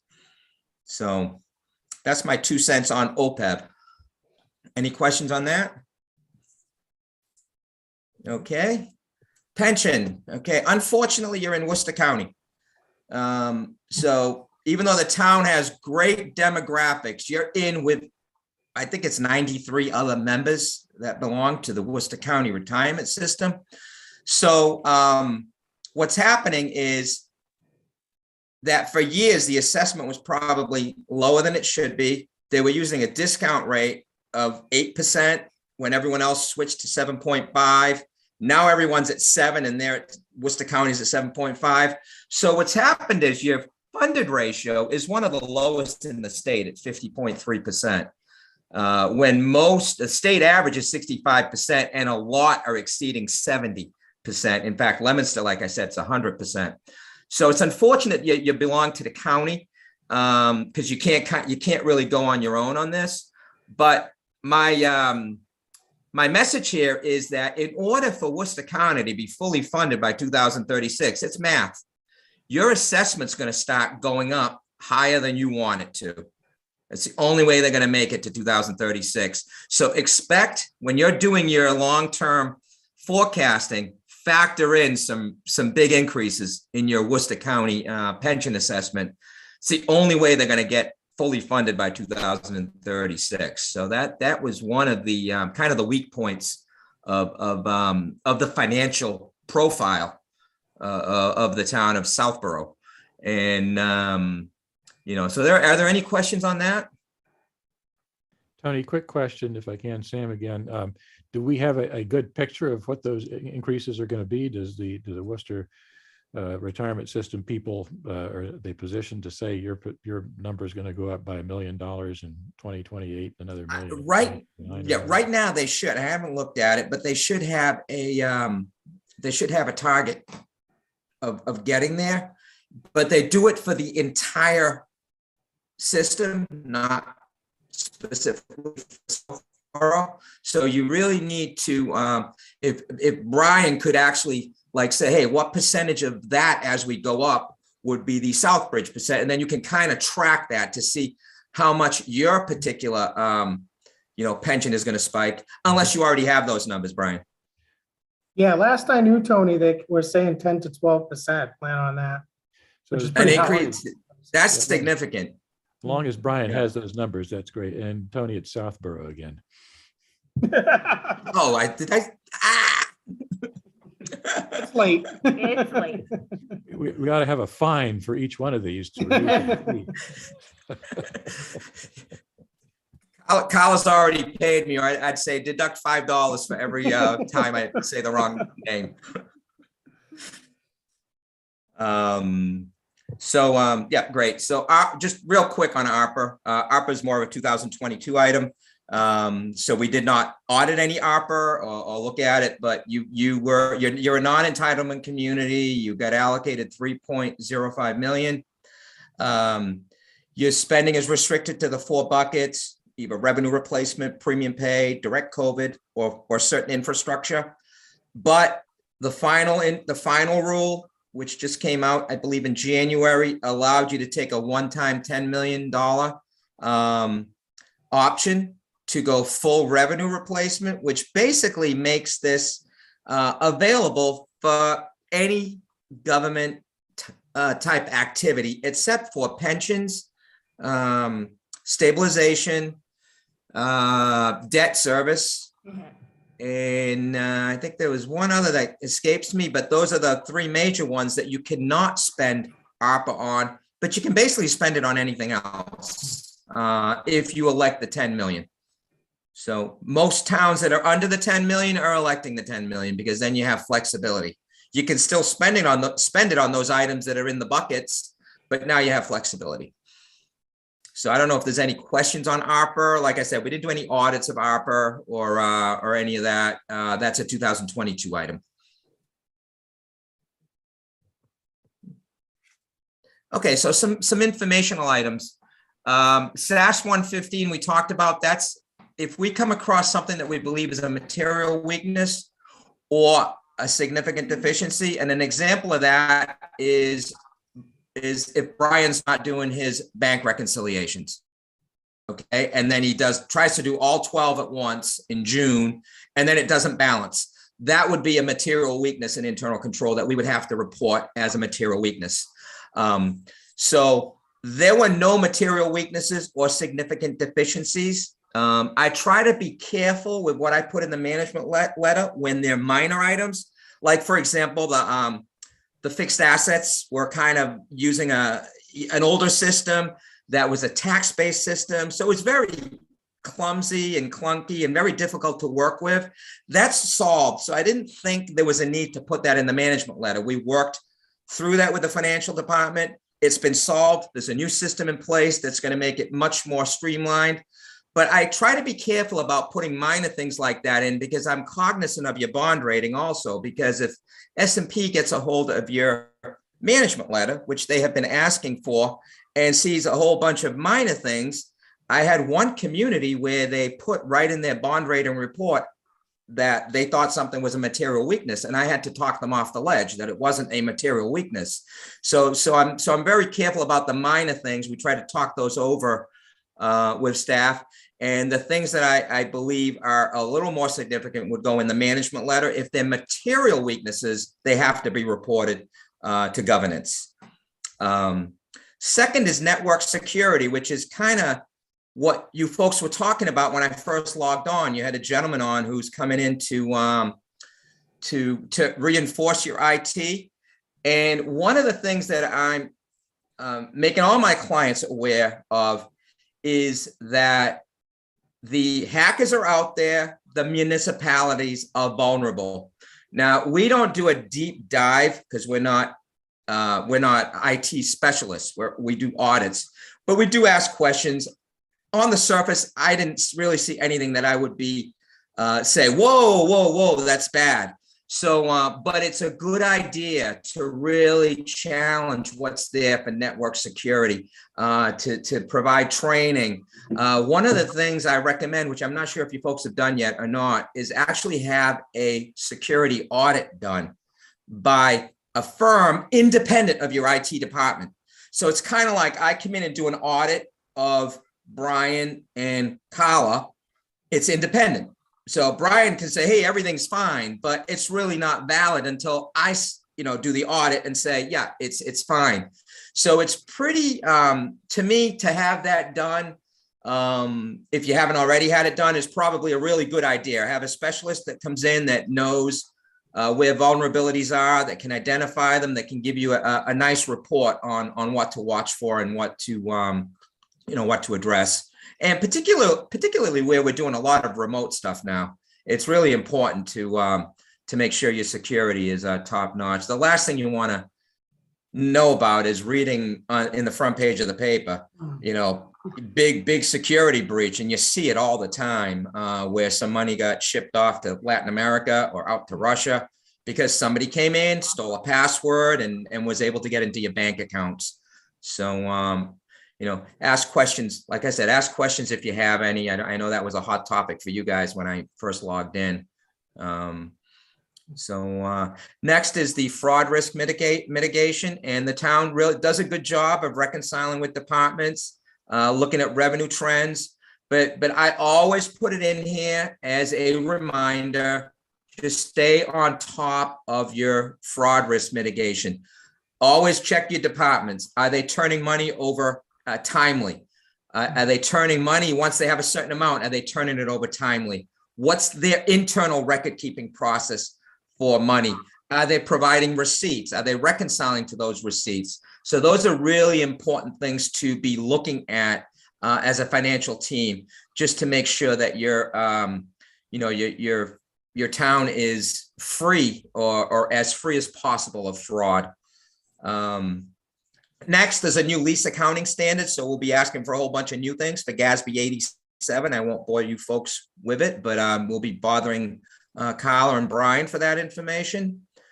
Long-term obligations, that's OPEB and pension. We've already talked about that. And ARPA, we've already talked about ARPA. One thing I'll caution you with on ARPA, which I don't think I mentioned on the previous slide, is be careful about using it in a budget situation. That's a recurring budget situation, because I'm preaching this to all my clients, because I had one client, a big client, that took $10 million and just put it in their budget and said, okay, we're balanced. So we gave the school what they wanted. We gave the department heads what they wanted. And I said to them, what are you going to do 3 years down the road when you don't have that 10 million? You've created a structural budget deficit. Now you got to go in and do all these cost cuts, which is not going to be pleasant. So I'm trying to really reinforce to the towns that if it's an emergency, absolutely, that's what it's there for. It's there for an emergency. It's called a Rescue Plan Act. But for the most part, where you do have a lot of flexibility here, I would love to see it be used to pay for some of your capital instead of doing borrowing. Maybe if you have which I don't think you have this year, but if you have a snow and ice issue, you could use it for a snow and ice issue. So more things like that than plugging a budget. So that's just my caution to the wind on ARPA. So if there's no questions on that, we can go to the observations. I believe this is the last slide. So a couple of observations we had. There's a bunch of special revenue accounts. Looks like they haven't been used or looked at in a few years. They had no activity. I think, what was it? A little over 100,000, Brian, in those, I think, on the special revenue accounts. I think that's what I had indicated. I don't have it on the slide. But what happens is you have turnover in departments. So say the department's got a bunch of gifts or mitigation funds or things they can use in their normal operations of the department. And then you have turnover. The next person that comes in really doesn't know they have that available to them. So some of these stagnant accounts could be just lost in the shuffle. So it's important to have conversations with your department heads and say, hey, Council on Aging or Senior Center or Public Works, you've got this money available. You could spend it on something. Some of this is old grants that just probably got coded incorrectly. The expense might have gone to the general fund instead of to the special revenue fund.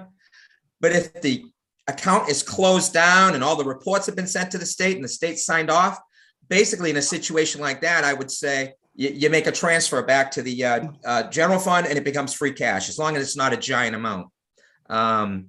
Same thing with capital projects. There's a bunch of accounts that you can repurpose.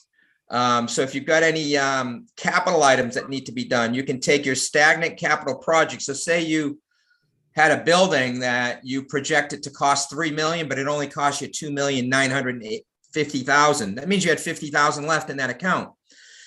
You can actually take that and use it for some other capital item that's similar to the purpose for what that capital item was for. You could also take up to $50,000 and use it to pay down debt service, annual debt service. in your annual budget. That has to be appropriated at a town meeting. So those are the couple of the observations I had. Overall, I think the financial department did a great job. We tested 40, 40, 40 out of the major transaction types. So that's 120. And I think we did about 15 to 20 attributes for each. So we did well over 1,000 tests.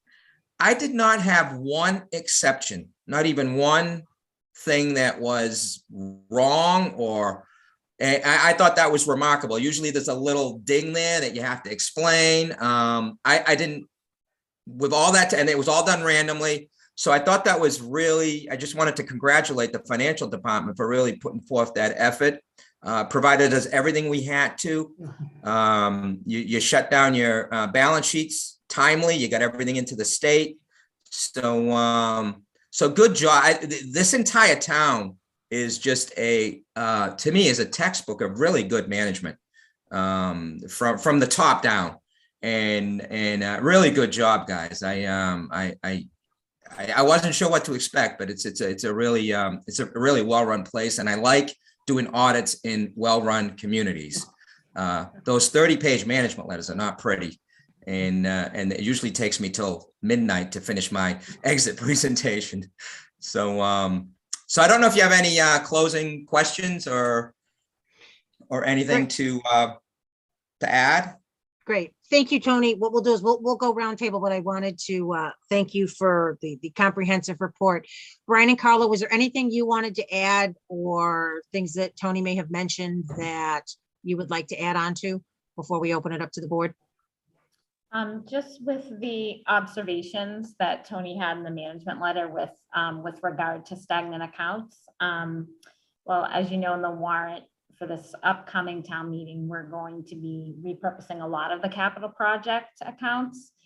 And I've also put in place, in my spare time when not doing ARP and FEMA and CARES, I have a quarterly report that I send out to the departments now on their special revenue funds as well, just to kind of, have a talk with them about what their plan is, what their spending plan is, and if there's an account that's been there for a while, how we're gonna deal with that. So I have tried to improve communication on that end as well, previously in response to the management letter. So yeah, we're trying to clean up some things. Okay, Brian, do you want to add anything? No, I'm good for now. Thank you. Okay, great. Thank you. Thank you, Carla. Mr. Dennington, we'll start with you. Any questions or comments? I really don't. I think it was a lot of information, and the timing of it worked well to come right after the Opeb presentation. So I think I'm good for now. Thanks. Great. Thank you, Ms. Malinowski. Thank you. Hi, Tony. Nice to meet you. Hey. I did have two follow-up questions on the economic trends information. We have a lot of discussion about how to project local receipts. And, whatever you take in excess above what you project goes into free cash, right? Yes. So do you think that that's a good practice to be more conservative on your local receipt projection? And does that play directly into your bond rating? Yes. Definitely, when I advise folks that are working on their tax recaps and filling in the local receipt, I always tell them, do like an average, a 5-year average or something, come up with a number and then drop it 5 or 10%, just in case there's a blip, just like the pandemic. The pandemic crushed local receipts. I'm not sure how you folks handled that. We did okay. In Greater Boston, because I do a lot of the big cities around Boston, they got hammed because they have the hotel excise and things that really, just got absolutely crushed. The trend that we're seeing for next year is that the motor vehicle excise may be lower than you're used to seeing, where you had a great economy with people buying brand new vehicles. So you got the higher excise. Now what you're seeing is folks buying used vehicles. So you're just recirculating the same cars. You're not gaining any extra excise. And because of the chip shortage, the big car companies are not putting out as many cars. So I'm telling folks, when you do your recap, be cognizant of your excise tax. It's going to probably be lower than you think, and for 22. So that's a great strategy to have, is to be conservative on your local receipts. Okay. And currently we use all of our free cash as our starting point for our next year budget in general. And we've been talking about creating a stabilization policy. And do you have any recommendations? So what I don't want to do is create a policy and then be still in this kind of influx with our residential tax shift and not knowing what's going to happen with the commercial side. And so we intended on not using all of our free cash for this year, but we ended up just because of the situation that we're in, particular to Southborough, given the shift. So do you have any recommendations on creating a policy, but then not like binding yourself to it when you're getting evaluated on, well, this year you went against your own policy. So any recommendations on trying to create something to put more towards stabilization, but not making it so that it hurts us in the long run? Yeah, I mean, what you've described is potentially dangerous, because if you have a year that's not that great, you could end up in a situation where you've used all your free cash and you haven't been able to replenish it through your budget monitoring and your forecast of revenue. You run into that anomaly. And I've seen communities get stuck in that anomaly, and then it's hard for them to recover. And then next thing you know, your bond rating's getting affected. And now once your bond rating gets affected, what you've done is you've increased your financing costs. So if you go out and do a borrowing, now you're looking at getting a bond that goes out 30 years at 3% instead of 2%. It's millions of dollars. So it's really important when you look at free cash to say, what portion of that should go into stabilization? What portion of that should we put towards the budget, if any? What portion should we put towards OPEB? What portion should we put towards capital projects? And it's really on a town by town basis, but you should really have a plan and then stick to that plan of how much. When you say go to the budget, I say that, okay, that's gone now. Hopefully we get it back, but it's gone. So you've got to say, what can we be prepared to lose on free cash that we might not get back? You've been fortunate. The economy's been great since 2008. So every year you've gotten that back, and people are getting comfortable with that. I'm not sure, with everything going on now with inflation at 6.8% and interest rates about to skyrocket, I'm not sure what's going to happen in the next couple of years. So you could be in a situation where you could be running a little bit of a risk. So would you recommend the policy be a percentage of your free cash or an actual dollar amount that you would put to stabilization? I would say a percentage of your free cash. Okay. Because if you do a dollar amount, you might not know what your free cash is. So you always do a percentage of your free cash. So say it's, and you got to come up with a policy. What do you want to build your stabilization fund up to? And what I like to tell clients is the S&P likes to see the stabilization maybe go up to 5%. So your stabilization grows to 5%. Your undesignated fund balance grows to 5%, and then you stay at that 10%. That's a good zone for you folks, I think, given everything. You've got so many other things. You don't need to be at the 15%. Some towns need to get to 15% to get the higher bond rating. You don't, because you've got a lot of other really good things going on, but you don't want to fall below 8%. I think you want to stay in that 8 to 15% range. So you think that if we get our stabilization percentage up to 5%, then that's going to help our reserve ratio to stay above. I think Okay. now you only need 3%. Even if you have a bad year, you should be able to you should still be at 3%. On the rest of it, Okay. it's going to keep you above the 8. Okay. Okay. Awesome. Thank you so much. Thank you. Mr. Haley. Yeah. Hey, Tony, how are you? Great. Just actually a very quick question. First of all, thank you for very comprehensive and honestly encouraging. Nice to hear that you know, an independent auditor has that view of the way the town is being managed. That's nice to hear. In terms of the Moody, you said we were a click below the gold standard, one of your favorite terms. Yep. Is that something that we should aspire to get that click up? And if so, does Moody do a little bit different than Standard & Poor's, or again, something that we should be thinking about? Yeah, Moody's has got a very, very challenging model.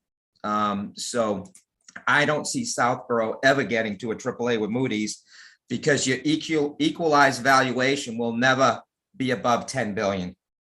That's the number that is a tier 1 for Moody's, and it carries the most weight.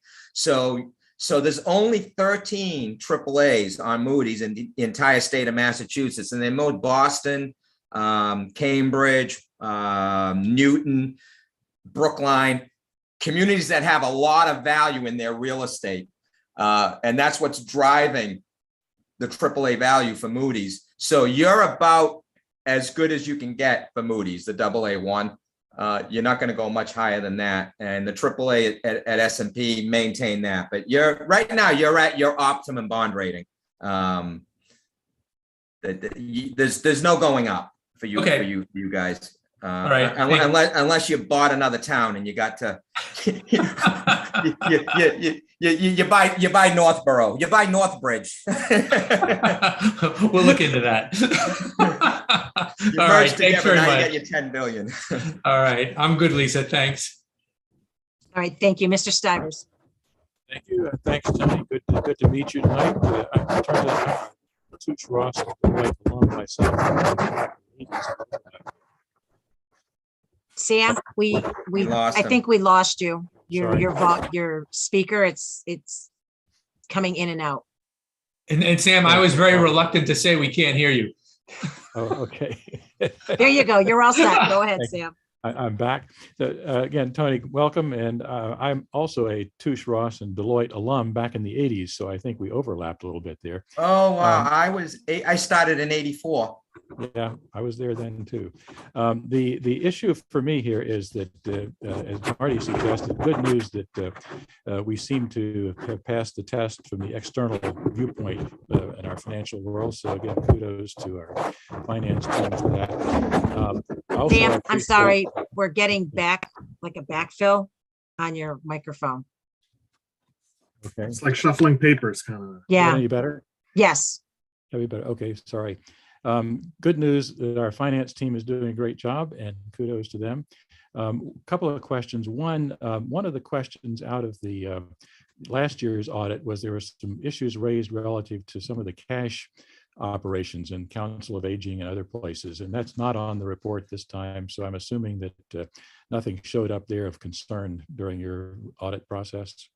No, I mean, like I said, those when we look at a town that's got, a budget the size of yours, if those things popped up in our sample size, then they would be, we drill down.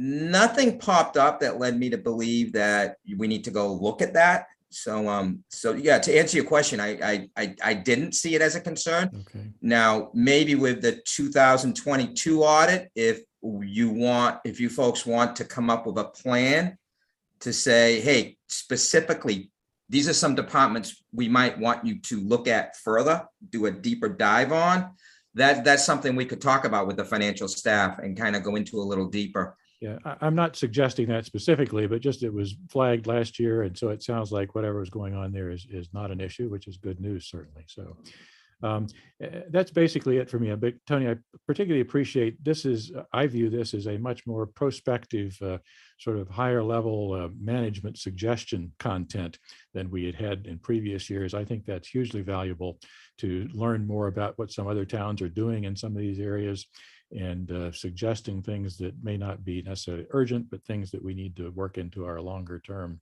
planning and discussion. So for me, that's one of the real values of having a larger firm do the audit. So I'm very pleased with how this is working. So thank you very much. Thank you. Thank you, Sam. And Tony, I have a question for you, and I actually have a question for Brian and Carla. So in the report, you talked about custodial credit risk and that we don't have a formal policy in a few instances. Is that something that you recommend we should look into, or are you comfortable with where we're at? It was relative to deposits, investments, specifically.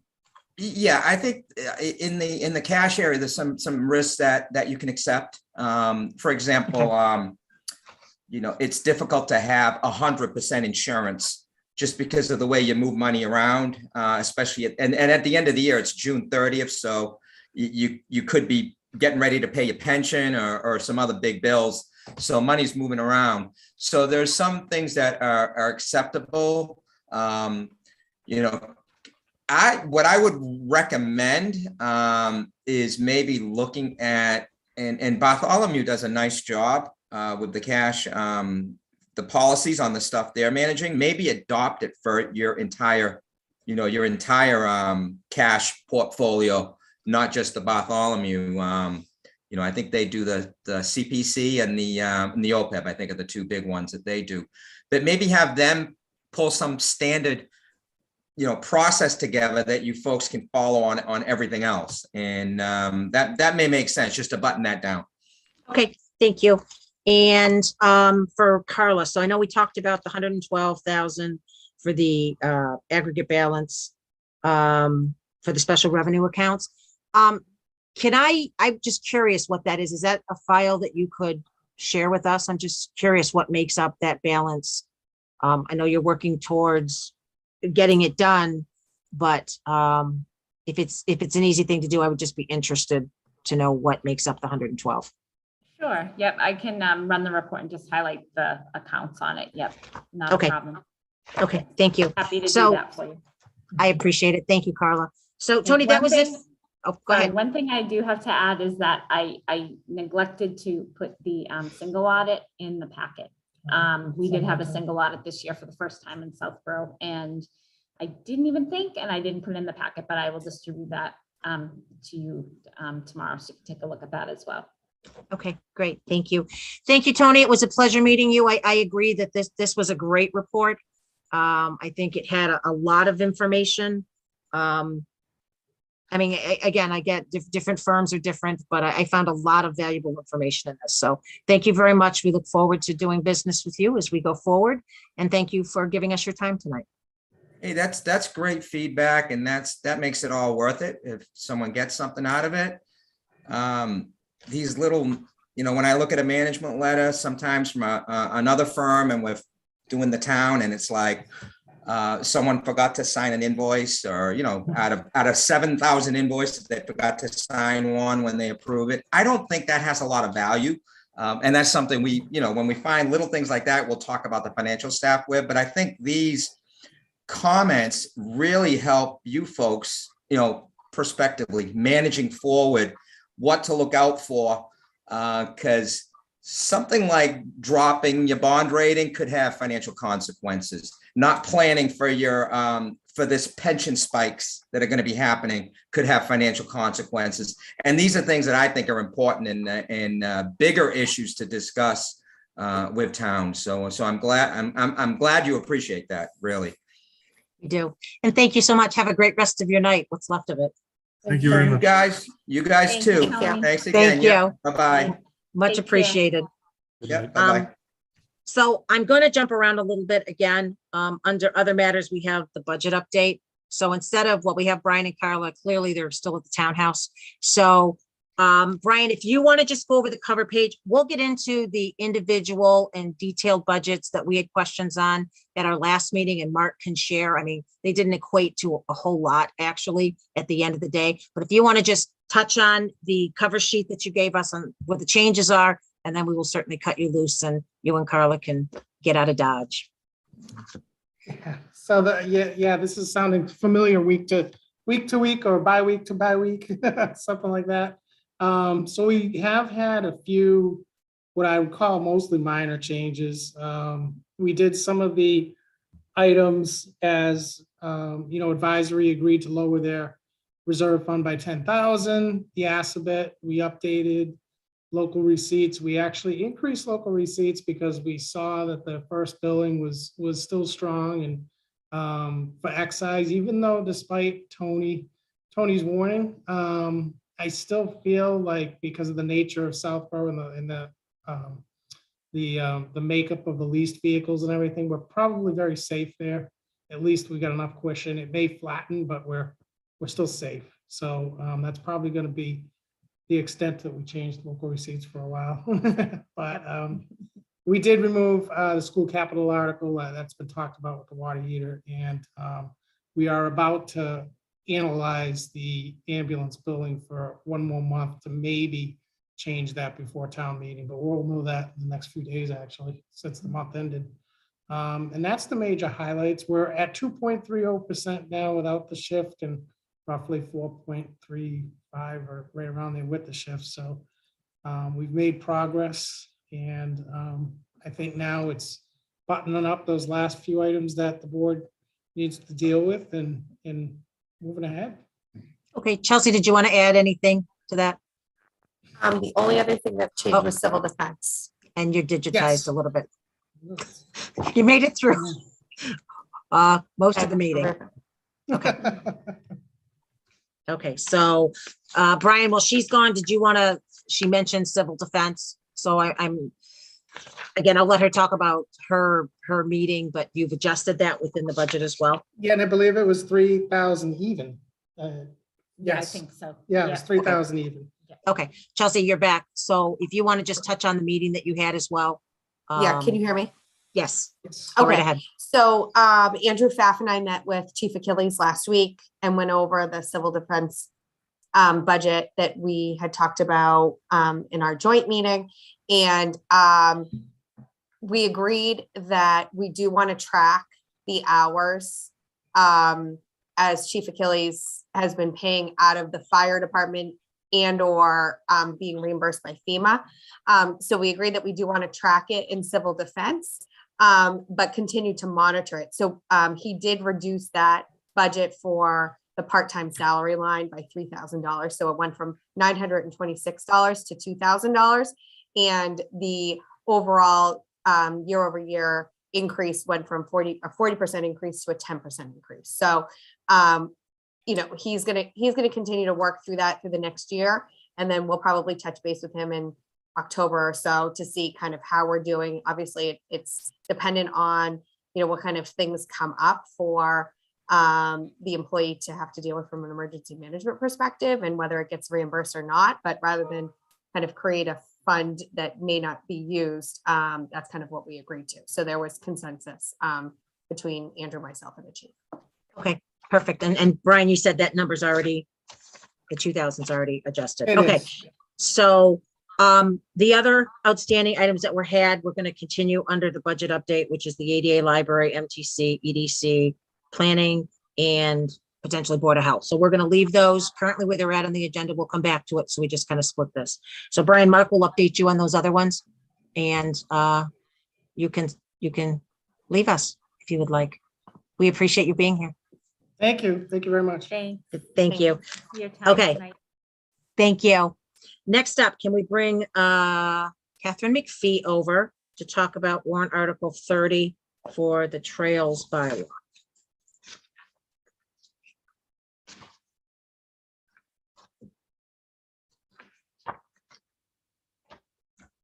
Good evening, Catherine. Thank you for hanging around. Of course, I love these meetings. I know you do. Isn't it like the best? Yeah, I was excited I was at the top, and then I realized. Well, you're still kind of at the top, just later at the top. So do you want to just kind of give us an update on where you're at? I know I have a few questions, and we'll go round table with the board. Yes. Yeah. So I wanted to keep this as brief as possible, but just to make sure that we were available, the Trails Committee, to answer any questions about the bylaw. We went back and forth with General Counsel on a few points, and I understand from a communication with Mark, we had to push back on one item, and I just wanted the board to understand why we did that and what specific item that was, and to ensure that that doesn't jeopardize your support of the article.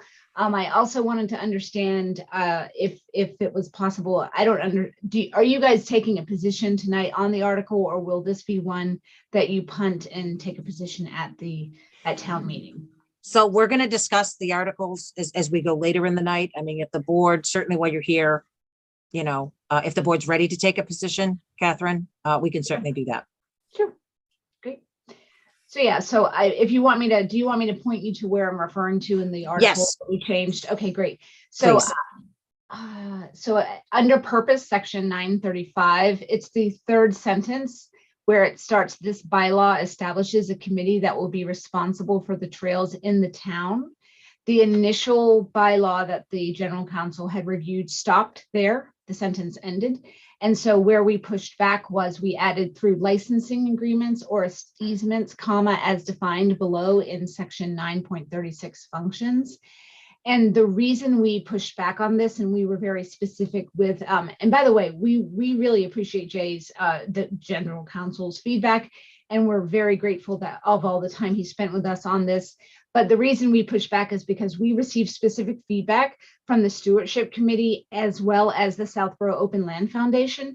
Both entities were concerned that by ending the sentence with trails, period, that it wasn't clearly defined what trails Southborough Trails Committee would have access to maintain. So even though we tried to explain it's defined below, we felt like, and so did the entities, that this was clarifying language that would help meet that middle ground that the other stakeholders had concerns. So that was the reason we did that. It wasn't to just push back for the sake of pushing back. We were literally trying to make sure the entities we're working with and partnering with feel comfortable about the bylaw.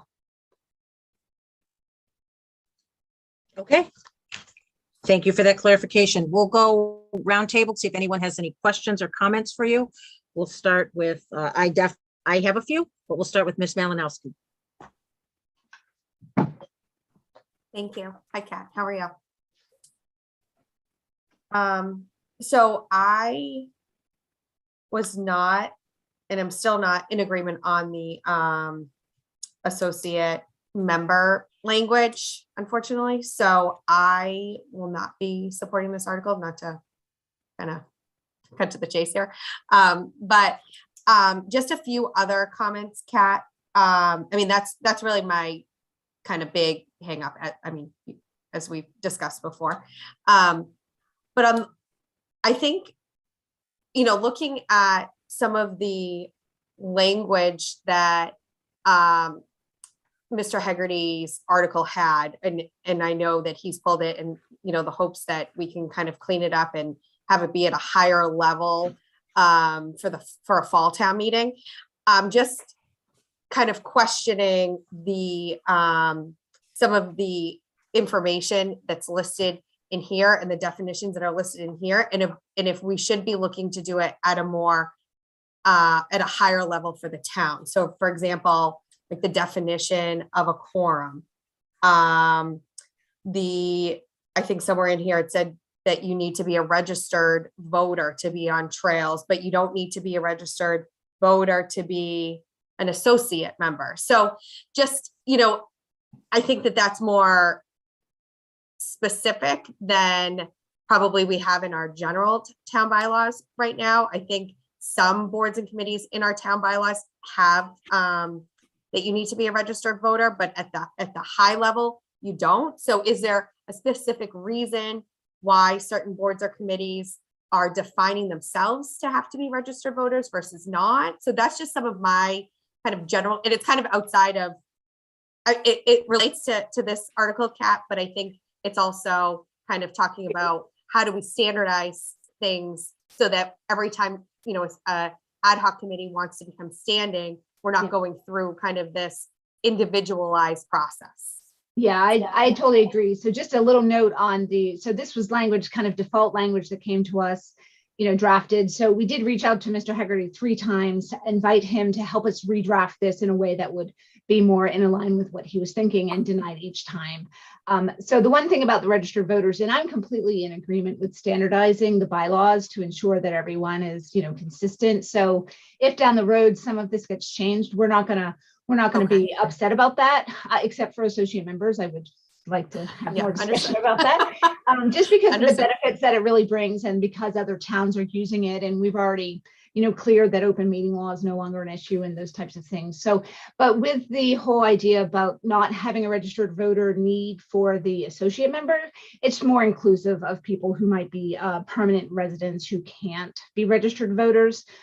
So that's one piece. But if the whole registered voter thing went away, I mean, that's more inclusive as well. So we're fine with that. So we're not gonna. Right. Yeah. I mean, I guess I would go on the more inclusive side.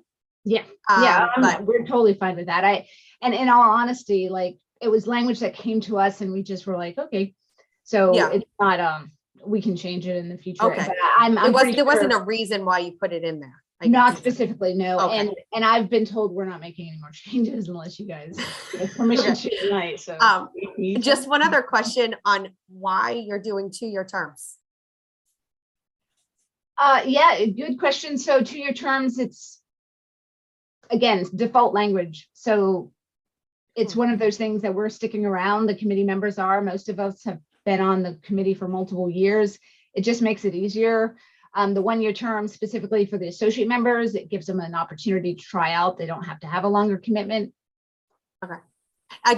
I'm not aware, and maybe there are other boards and committees that are standing that are 2-year terms. I think that the standard that I've seen is 3. So I was just wondering what the rationale was. Okay, thank you. That's all I have. Yep. Mr. Healy. Hi, Kat, how are you? 2 things. Number 1, actually number 2, I'll do 2 first because it's quick. I owe you a phone call about CSX, and I was gone for a week or so. So I will return that phone call.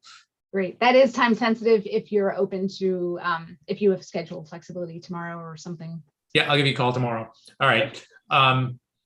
Second, just generally, and Jim Haggerty called me when he was talking about his article, and he asked me the question about registered voters. And I guess my view on it is, you know, somebody's a productive member of the Southborough Society, but for legal reasons, they're unable to be a registered voter. I understand why that's the case, but I think that they can be a productive member of Southborough Society on the trails and any other committee. So that's my view on it. Yeah, I mean, would you guys mind if we changed that and just took it out? I would encourage you to change it. Yeah, I would too. So I just got permission from the select board to take that out. Permission? I'm not sure if you need permission, but I think at least I'm in agreement with taking it out. I get both sides of it, but my view is that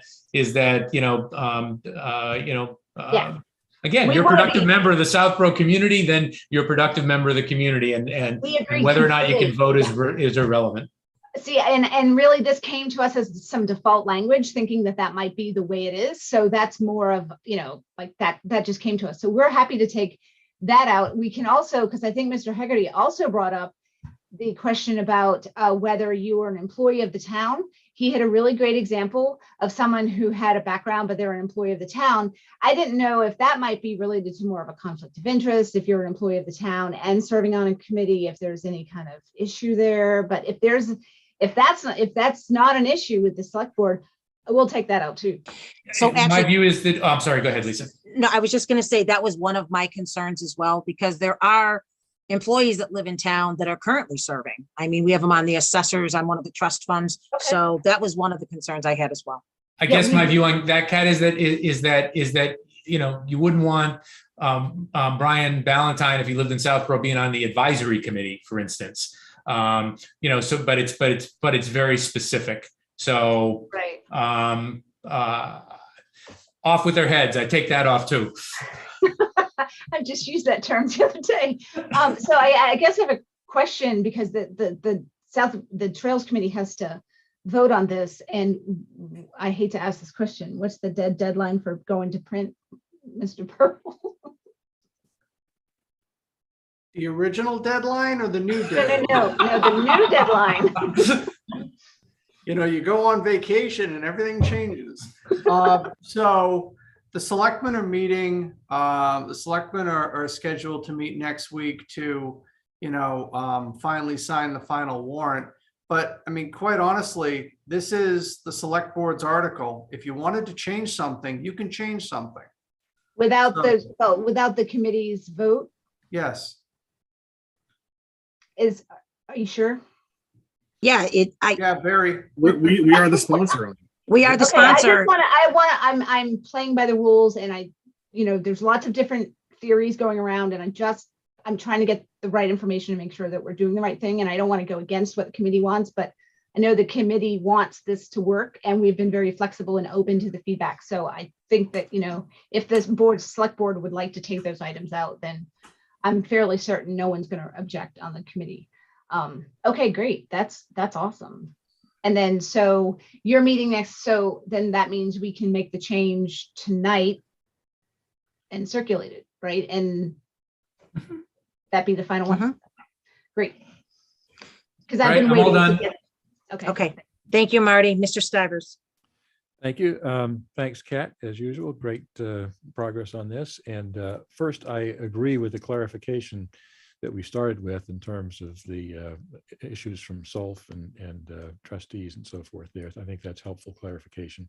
I also in agreement in terms of lessening the restriction on membership here. So I think that's good sense. And I know folks, for example, who are not U.S. citizens, who are, again, very capable, productive members of the town and pay taxes and so forth, and could be very helpful in these kind of roles. So I have no problem with all of that. On a higher level, I've had some conversations with Mr. Hegarty where I actually am moderately in disagreement with him about his standardization process. I think that's useful. On the other hand, I think it's helpful to have a standardization, but have considerable flexibility for different committees to do things somewhat differently depending on the committee needs. So I'm not at all bothered by winding up with half the committees being consistent and the others making changes in terms of some of these administrative details to meet their own particular needs. So, and I know that's certainly not Mr. Hegarty's view, but reasonable people can disagree, and I think that's where I am with them on this one. So we'll deal with that one down the road here, but that's sort of my high level view. But again, sounds great, and I think I hope we're in position to vote to support this tonight. Thank you. Mr. Dennington. Yes, I agree with taking out registered voter. You could just say each voting member shall be a resident of the town, and then end it there. And fortunately, this has been on our radar screen for a couple months, so we've talked about it before, and I'm also prepared to support it. Okay, thank you. So, Kat, unfortunately, I'm still hung up on the associate as well, and I was actually a little bit more confused when I read this. In looking that the select board may, in consultation with the committee, appoint non-voting associate members to assist it in performing its functions. But then down below, you talk about the subject of legal requirements as may be imposed by the select board. The committee may coordinate and enlist volunteers, which is, I'm still seeing that as what the associate does, under the supervision and direction of the committee, assist it with the work on the trails, including clearing, mowing, building, monitoring, and maintenance tasks. So I'm not seeing a clear definition between why we're having volunteers and why we're having associate members. So that was, go ahead. I mean, if you want to address that, Sure. No, I understand. So the enlist volunteers is currently in our current charge. So that's always been something the Trails Committee can do, enlist volunteers to help maintain the trails. The associate members are a more committed level of volunteers, essentially. Like we had mentioned before, Trails Committee is one of 3 committees that requires manual labor outside of their monthly meetings. It takes a lot of work to maintain the trails. Spring, summer, and fall, a lot of times we'll go out there, do it ourselves. organizing work parties takes a long time. We don't always have the bandwidth to do that. And those spring, summer, and fall, a lot of people were gone. So having a few extra hands that are committed to the committee, really beneficial. So that's really what it is. They already know what's going on. They're familiar with the trails. They're covered on their liability. It's all good stuff. So that's really why, that's what we're doing. And yeah. And just to further clarify, I mean, we have associate members set up for ZBA, and their role is to step in, and potentially serve as need be. So again, I just think having associates with very different definitions is just something I have an issue with. So I will leave it at that. But I do have a couple other quick comments. You talk about what the town administrator may provide or arrange for support, including but not limited to purchasing assistance. That whole paragraph, that's kind of a general. I'm just wondering why the committee felt the need to clarify that. Obviously, the town administrator would be involved in purchasing, obtaining resources from department heads or access to legal services. That's something that's kind of a given. So I'm just curious why the need to spell that out was in there. Yep. So this is under. I'm sorry, 9.35C organization. Sorry. Yeah, so it's essentially, so it is standard. Actually, was this something that came up? I'm just thinking back to another conversation in stewardship, it came up. It's basically stating what is, like you said, it's just putting it in writing that what committees are essentially entitled to. So it's not giving us any more than what is normally written. Yeah. Okay. So I guess for consistency, I was just wondering, because it's not in everyone, but not everything, as Sam said, not everything has to be consistent. Yeah, so, and I understand the question, but if it doesn't raise flags and the council didn't think it was an issue, it's not granting us any more, anything else other than any other committee, commission, or board. And it says may provide, which is very different than shall provide, as we all know now. Okay. My next one is on 9.36, the first paragraph. The duty shall be to create, enhance, extend, monitor, and maintain trails on public property within the town, exclusive of land that's regulated by another board or committee. What about, how does DCR fall into that? Because, I mean, is that technically, I don't view that as public property. Right. So the reason it says on public property within the town, exclusive of land that's exclusively regulated by another board, that was specifically put in there to help clarify so that we're not working on stewardship trails and we're not working on other trails, right? So your question is, how does that apply to DCR? Yeah. Because that's public land. So let's see, shall create on public land. Unless I missed it and you've addressed it somewhere else in there, but I just want to, go ahead. I want to make sure that, again, whether I support this or not, Kat, but all, that all bases are covered and that you don't limit yourself to just public property, again. And maybe you view DCR as that. I don't know. I'm just asking. No, I think where DCR is covered is in, I'm looking at a line item. So it's the second paragraph underneath that starts, the committee may be charged with responsibility for trail monitoring and maintenance obligations under any licensing agreements and easements to which the town is or becomes a party to.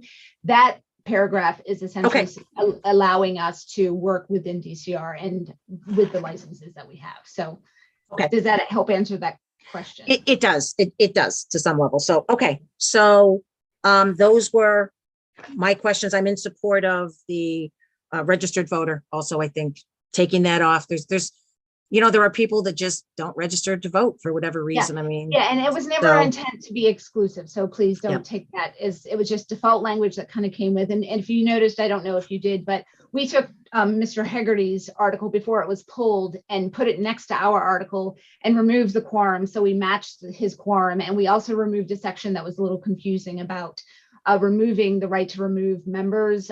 So we were trying to match what he wanted to do as far as standardizing as an effort to meet middle ground. And then just a quick comment. I know I won't convince you how amazing associate members will be for us and how it's working out so well. But when I brought up the associate members to the general counsel to, he never mentioned anything about an issue, a conflict with ZBA. And then I brought that point to him. He's like, it's not even though there's two different ones, it shouldn't be an issue because the bylaw specifically defines what an associate member is. So he didn't have a concern. We brought this before the Attorney General's office and just making sure that open meeting law was covered. We put a member conduct policy in place. I mean, we've met with 8 different boards and commissions and talked to them and got feedback, and we are doing our due diligence. So I really hope that you guys see that, and we want this to work. And we understand that you're taking a position against associate members, but it's such a good thing for trails and for maybe stewardship and maybe open space too. But, for us, it's really great. And I'm not speaking for them, so that's not on the record. But I just want you to know that we've done our due diligence to try to make the case and try to take your feedback. So if there is any heart that you'd want to change your mind, and if it becomes a problem, I'll be the first one to come before the select board and say, I am sorry, we want to change our bylaws so that it's, takes away any issues. But And Kat, my concerns on associate member have nothing to do with the amount of work that you guys do or even have done in your due diligence. It's just, I have a concern in general about it. And I wish I could say between now and town meeting, my mind could be changed because I would love to support it because I support everything else. It's just, again, I feel very strongly about it. So, so I guess based on that, the board can take a position tonight. I don't know, Chelsea, again, you and I seem to be, one second, Andrew, on the opposite side of this. We can wait. Yeah, I hate to vote against it, but that's obviously the crux of what Trails is trying to do. And I give them a lot of credit for, putting the amount of work of research and outreach into it. So I'm fine to take a position. Okay. Andrew? Sorry, Chelsea, I didn't mean to cut you off. I know we were going around. I don't know if you, if Sam and Marty wait on this yet, or I'm embarrassing myself that they did substantively comment. No, I forgot what they said, but now the last time we talked about it, generally Sam and Marty were okay with the associate members, right? I just assumed and are you that guys didn't change. still in the same position? Yeah, I assumed it didn't change, Andrew. And then do you also agree that the only change you would make would be to 935A, take out a registered voter in the town and remove the requirement that he can't be a town officer or employee, just make it a town resident? Yes, and I would take out under associate members, but not need to be registered voters. I don't think that matters. I think just being a resident for consistency. Okay, And, so then add the clarification that Kat suggested at the start of the conversation. which one was that? Oh, that was under the third sentence under purpose. Oh. It was just the last, is that what you're referring to, Sam? This Right, is the, yes. through licensing agreements or easements as defined below in section 9.36 functions. You want to keep the language which is in. Yeah. Okay.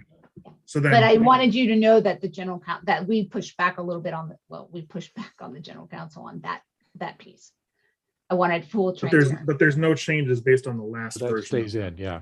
Okay, so then Yeah. I move that the select board support at town meeting Article 30 on the condition that in section 9.35A, the second sentence be amended to require only that each voting member shall be a resident of the town.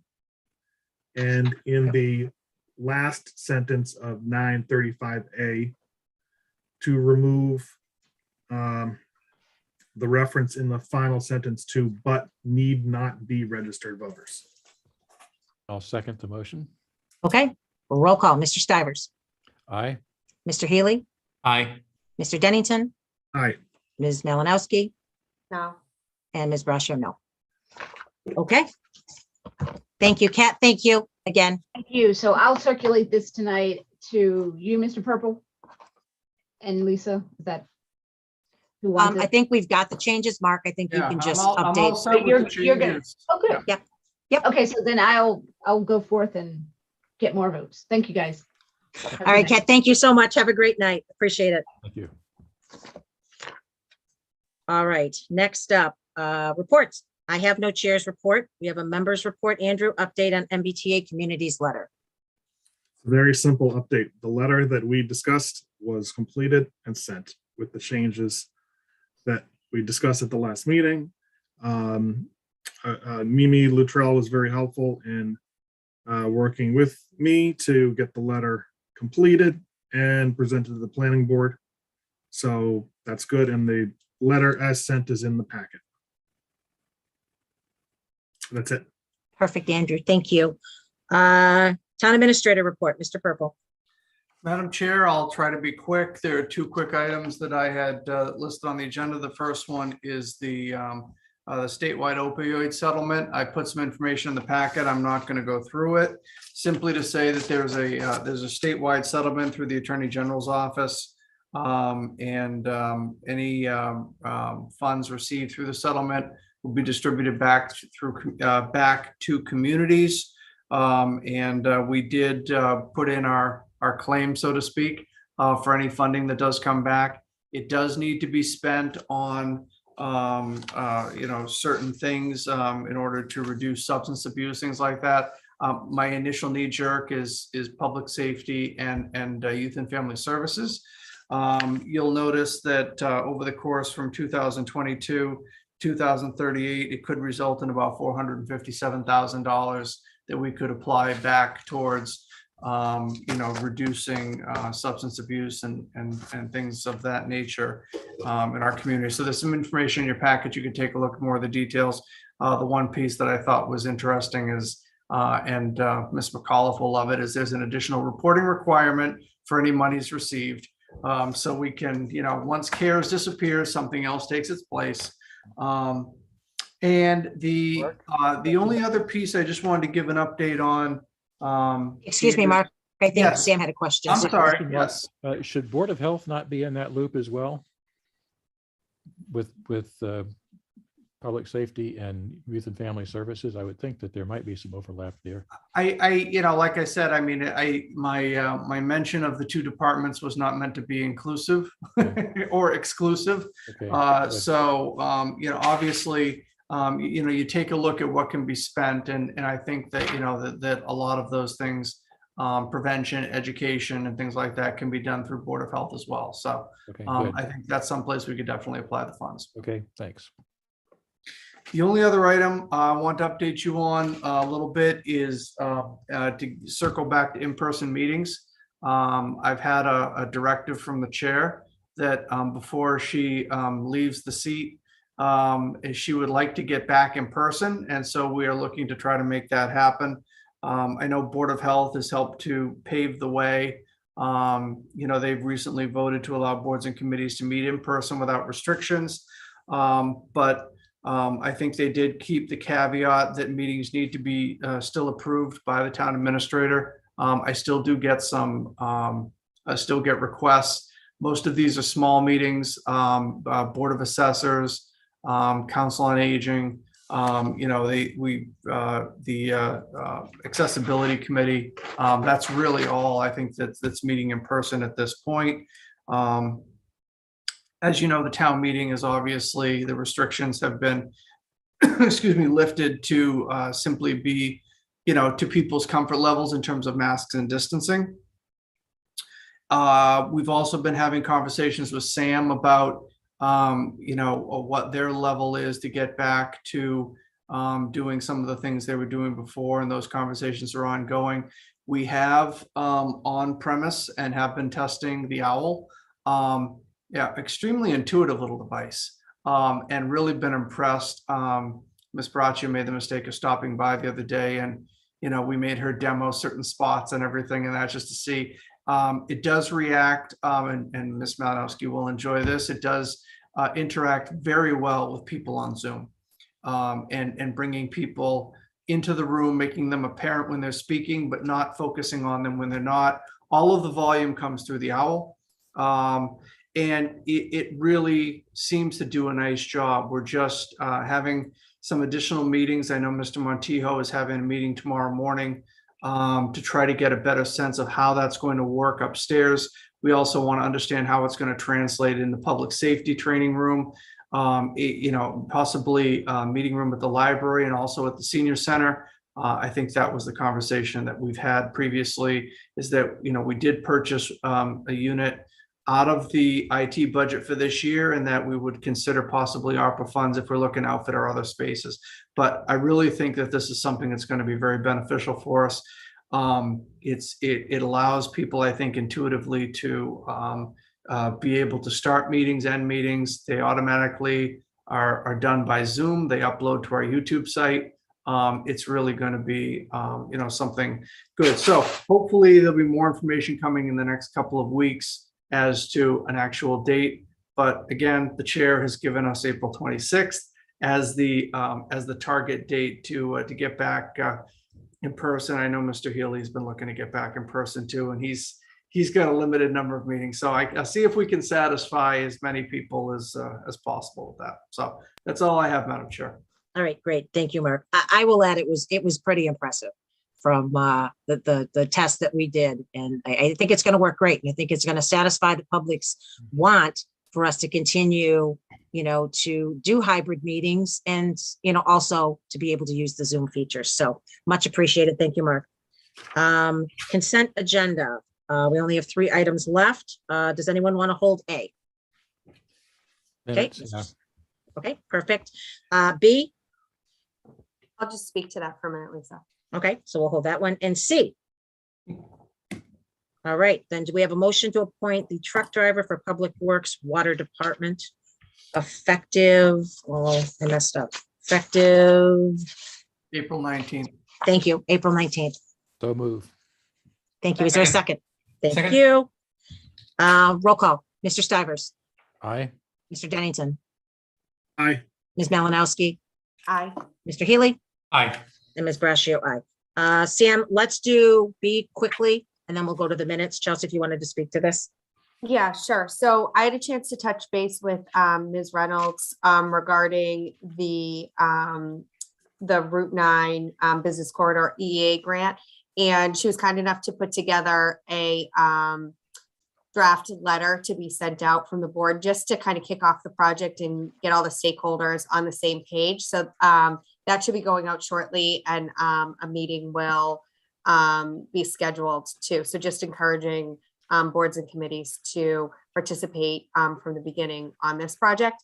And we'll be getting at a minimum quarterly updates from Ms. Reynolds on the project plan and where she's at. So just wanted to let you know that that's going on. Okay, any discussion? I don't see none. All right, do we have a motion to approve the letter from the select board to begin Route 9 Business Corridor EEA grant project? So move. Second. Is there a second? Thank you. Roll call. Mr. Stivers, Aye. Mr. Dennington, Aye. Ms. Malinowski, Aye. Mr. Healy, Aye. and Ms. Brascio, aye. And thank you, Chelsea, for coordinating that. All right, Mr. Stivers, minutes. Why don't we start with February 28th?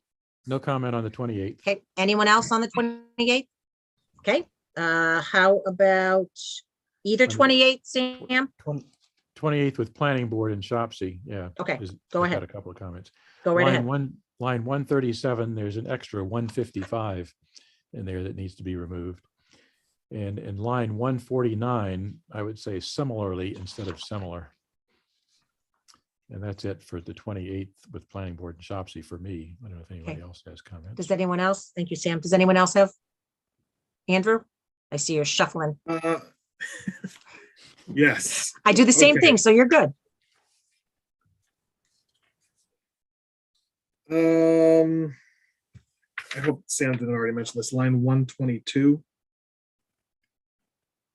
No. Nope.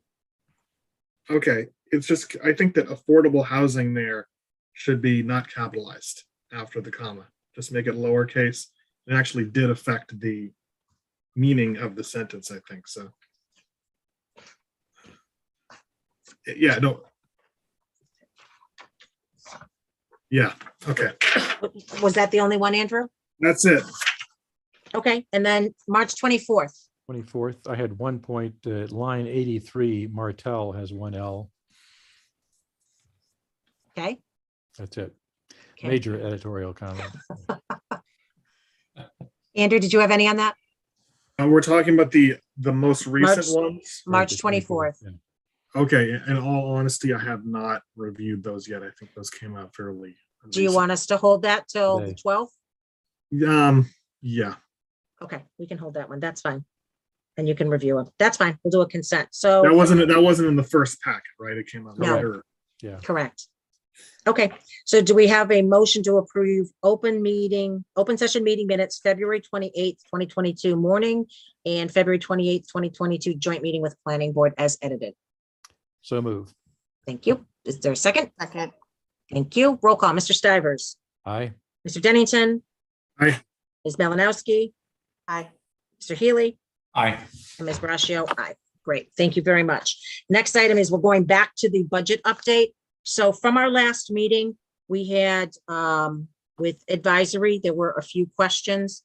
ADA was one regarding initially the request was 5,000, increasing the budget from 2,500 to 5,000 and a 50,000. Mark, do you want to give us an update on where that fell with ADA? I know they've taken a different position. Sure, How's I've had a lot of email correspondence with Mrs. Faniff, the chair of the committee. So the initial request, and Ms. Braccio, correct me if I get this wrong, because there was a lot of moving parts. The budget for the ADA committee, now the Southborough Public Accessibility Committee, was established at $2,500 when it was first created 2 years ago. Nothing has been spent from that $2,500 each year. That always has been returned back at the end of the fiscal year to free cash. This year, the request was to increase it to $5,000 because the committee was going to be more active. They're now up and running, and if they needed money, they wanted to have that available. And so my pushback was, you haven't spent anything of any of the funds that you've had of the 2,500. So you really have no history to basically tell us whether or not 2,500 is too much, too little, and to request doubling it, in a fiscal year. My understanding is that they now have withdrawn the 5,000 and now they're okay with the 2,500 for the coming fiscal year.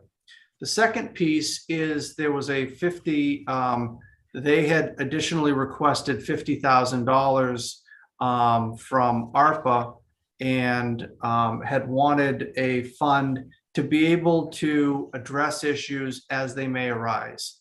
And this is different than the $50,000 that this board has supported, as well as capital has supported, to begin to address some of the issues identified in the ADA self-evaluation and transition plan.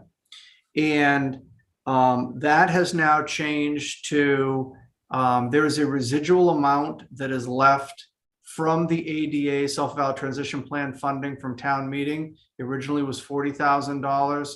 After all the work that was done, the grant that was used and everything else, there's a residual of $10,000 in that fund. Public Accessibility Committee would like to repurpose that $10,000 at an upcoming town meeting to be able to use to help them conduct some studies to evaluate some properties and or projects in town for accessibility concerns and recommendations for remediation. So I'm not sure that the board, wants to take a position on doing something prospective like that. You certainly can. That $10,000 is not, that article is not included in the capital articles that we're closing out at town meeting. So that option does remain open to you. So I think that there was a lot of sound and fury, but at the end of the day, I think that the budget is pretty much staying at the $2,500 level that it currently is requested at. Okay, thank you, Mark. Yeah, that summed it up well.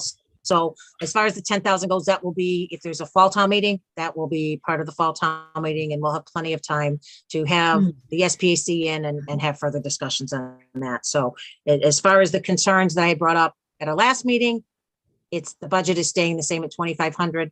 I don't have an issue with that. I don't know if anyone does. I know this was one of the held items. Andrew, Sam, I'm seeing kind of go ahead, Sam. Question. I guess I'm still a little confused about the $50,000. Now, is there still a request in from the Accessibility Committee to the ARPA group to say, we're looking for money to start catching up on some of the recommendations from the facility study, accessibility study.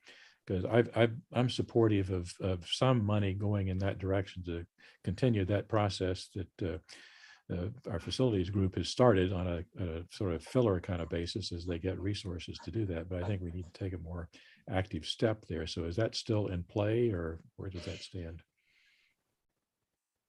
Do you want me to go, Mark? I'm happy Yeah, to. it's So like Sam, a standoff. Go ahead. yeah, so it's currently still there, but I think that the trade-off at this point was they wanted it in the budget.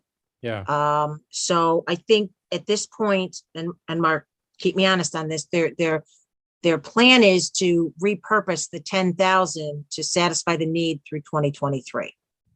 Is that fair, Mark? Yeah, I think that's fair. They would look to, if we have a fall town meeting, they'd look to repurpose that in the fall. If we don't have a meeting until the next, the annual in the following May, they'd look to repurpose it then. Okay. So the original request from 50 is now down to 10. repurposing the 10. Okay. The 10. All right. I guess I see it as a separate issue. That I'm still personally in favor of something like 50 out of the ARPA money to start catching up on the substantial deficit that was identified by the facilities accessibility study. So, but that's a separate issue now. I understand. Okay. Thanks. So you're good with the 2,500 for Yeah, 88. yeah. Okay, so we can check that one off. Chelsea, do you want to touch on MTC? I know you've had Yes. conversations and you held this one, so. I did. Yes. So I had a nice conversation with Matt Probst today, and I now understand why it doesn't make sense to consolidate all of the survey monkeys in town, because it ends up costing more. So I agree with the approach. And what the version that he's asking for is more dynamic. And so I don't know if you've all received any feedback on the town survey, but that people were falling asleep and it was taking a long time to do. So I totally appreciate his comments on wanting to get a more dynamic survey so that we can hopefully get a better completion rate on it. And so I did discuss with him actually moving the expense into the IT budget versus the MTC budget, and he was fine with that. So if we can just move $1,500 out of the MTC budget into the IT budget. Okay, thank you. Everyone, So moved. okay, in agreement on that? Okay, I don't know that we need a motion quite yet on that, but I think we're going to take it on the budget as a whole. It 'cause was we're it almost was there. sitting there in the middle of the room. I know. Good We're try. almost there, Marty. Chelsea, you held EDC. Do you want to touch on that? I did, yeah. So their minute taker has been paid out of the consulting line. I know there was some back and forth with the EDC coordinator. They did not lower their budget when the minute taker policy was put into place. So I feel like they're appointed by us, and I think that they should follow our lead on adopting a policy and adjusting their budget accordingly. So I would recommend that we reduce EDC's budget by $1,000. Sorry, discussion. Yeah, I guess I'm in favor, as I have been, of more flexibility and support for various committees. I think EDC is one of them, so I would actually not be in favor of that, but. Well, and just to that point, I thought that in her narrative back that Marika said that the EDC never specifically allocated money in the FY 20, 21, or 22 budgets for a recording secretary. So what I understand is that she's not saying of the $10,000 contracted services item for FY 22, that $10,000 wasn't set based on using a recording secretary, although that they have used that to pay. That's what they pay it out of. Yeah. Mhm. So it's not an individual line item in their contracted services, but that's where they pay their recording secretary out of. And when the budget was originally put together, our policy was not in place. Yeah. So I just think on principle. Can we I just have an make issue. it clear that they can't do that? I mean, I don't have a problem with the budget number. It's pretty modest. But Mark, for a note taker, what paper comes through for them to get paid? I mean, they get put through the same way through the payroll. So it goes through with the same sign-offs. I mean, just make it clear to EDC that, well, at least my view is I'm fine with the budget number, but I'm also fine from a consistency standpoint. I disagree with Sam on this, although I understand the flexibility argument, that it not be used for recording minutes. And understanding that if they submit it, it's not going to get approved. But I think my concern, Marty, is that when they originally put the budget together, there must have been some assumption that they were going to have a recording secretary in FY23. And when that policy was adopted, they left that amount in there. And like historical uses contracted services for minute takers, right? They had, I don't know, $3,000 in their budget, something like that. And when we adopted the policy, they amended their budget to reduce it. Right. So I think it's just, I don't think that they're going to put in for a recording secretary, but again, I don't want to argue over $1,000, but I feel like they're appointed by us.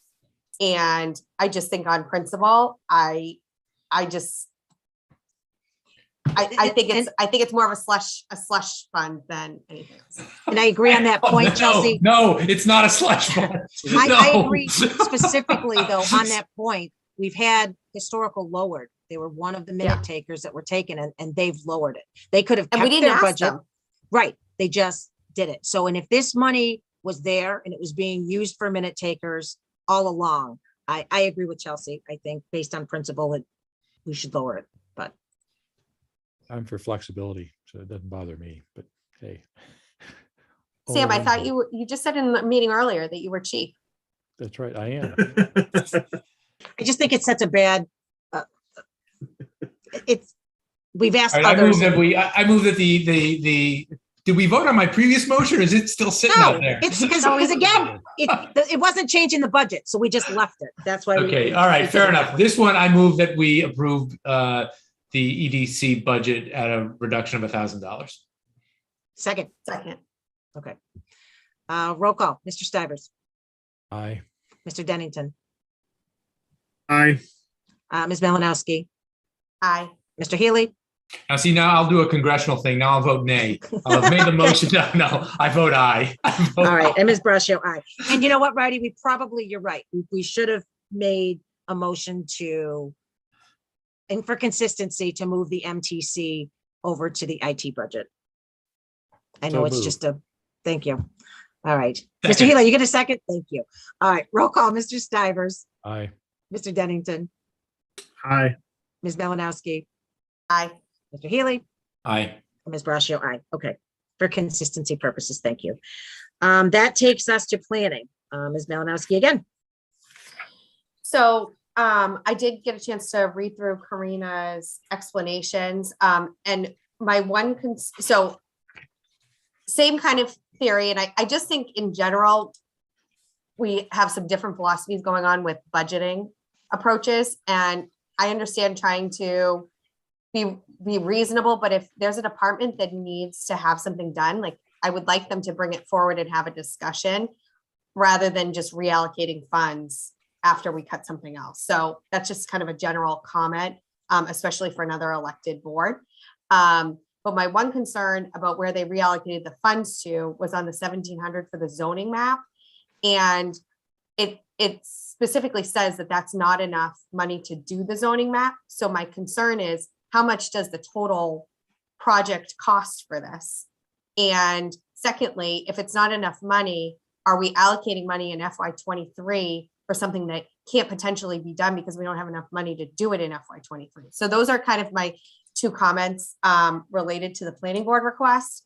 But again, they don't report in, they're not appointed by us, they're an elected board. So I'm not gonna make a motion to reduce their budget, but I do have concerns around kind of how we're budgeting in general and kind of the process that we're going through. And Chelsea, did you ask for clarity? I did, and I did not get a response from Karina yet. I asked her what the overall cost was for the zoning map, because if it's greater than $10,000, it goes through another process. So I just want to make sure that if we're agreeing to something, but I did not get. But I just emailed her today. Okay, and I don't think she was in the office today, so Okay. I think that's a good question. I guess we have a couple options. We could, I mean, I'd like to close out as much of the budget piece as we can tonight. We can tentatively, I mean, we're meeting on the 12th. We could agree to it in the budget tonight, and then on the 12th, just have a general quick discussion. One second, Andrew.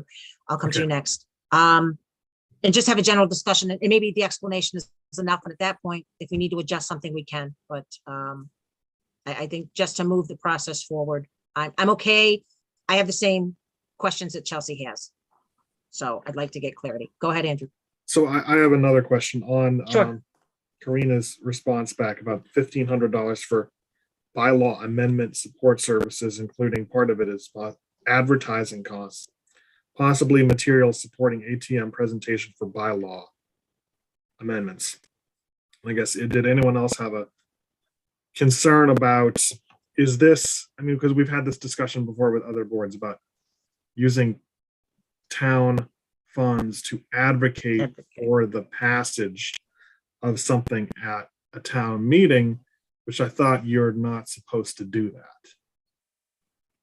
And again, this one, on the other hand, this is kind of like on the border because obviously if we want to help support technical assistance in implementing some of the recommendations of the master plan, particularly about zoning updates. So I was just curious if other people had a concern about that too. And I vaguely recall there's one other budget this year that had that same issue too. For a small amount of money. It was planning. It was planning. Oh, it's planning. Okay. Yep. Because this is like the third time we've encountered this issue. Let me offer a suggestion then, Andrew. Let's try to get clarity on both of those points. We can approve the budget if we are agreement on all the other line items except this, subject to getting clarification on these. And then I mean, we've shut the door. Then there's only one thing left. That's the planning board budget. The planning board budget. But again, we have a couple more to go through quick. But so I don't have an issue with where we end up. If this is the only questions we have are on this budget, getting clarification before we take the final vote to add, to support this amount in the budget. Sam? Lisa, to Andrew's point, I think, Andrew, I draw a distinction between explanation of a particular article and endorsement or supporting the article necessarily. So that's a fine line to distinguish. So then maybe instead of saying supporting, explaining. Yeah. So. And we can ask the question, Sam. We'd be happy to do that, Andrew. And Chelsea, you've already asked on the 17th. So is the board good with just leaving this one out there hanging for the moment? Let's see, there's still a couple more and see where we end up. Next was library. And I know there's been a couple discussions that have taken place regarding the hotspots, and I'm actually okay in the overall with it. I know, I believe advisory may not be pushing the envelope on this one either. So it's up to the board. If we want to stick to the 1,100, taking it out, I'm actually fine with leaving it in and getting the data, taking a look at it again next year. I support it. I support it. Okay. Keeping So it the same. keeping it in at this point. So that leads us to only one last concern that we had with difference we had with advisory was the $50,000 that they're looking to take out of the all of the salary out of the Board of Health. I think they made a pretty compelling case. The Board of Health did. We've talked about phasing in staff. I think the nurse is something that's going to be there for a long time. So I'm still in support of keeping it the way we did it. And I will say advisory may have an issue and may make an amendment on town meeting floor. which is certainly their right to do. But I think Board of Health made a very compelling case. I know, Chelsea, you're not going to speak to this, but I think Board of Health made a very compelling case for me, and I think for the rest of the board when they were here as well. So I'm fine with leaving that as is in the budget. So Sam, you said you're good as well. Andrew? In the budget, I think that's where it belongs, yeah. Okay, Andrew?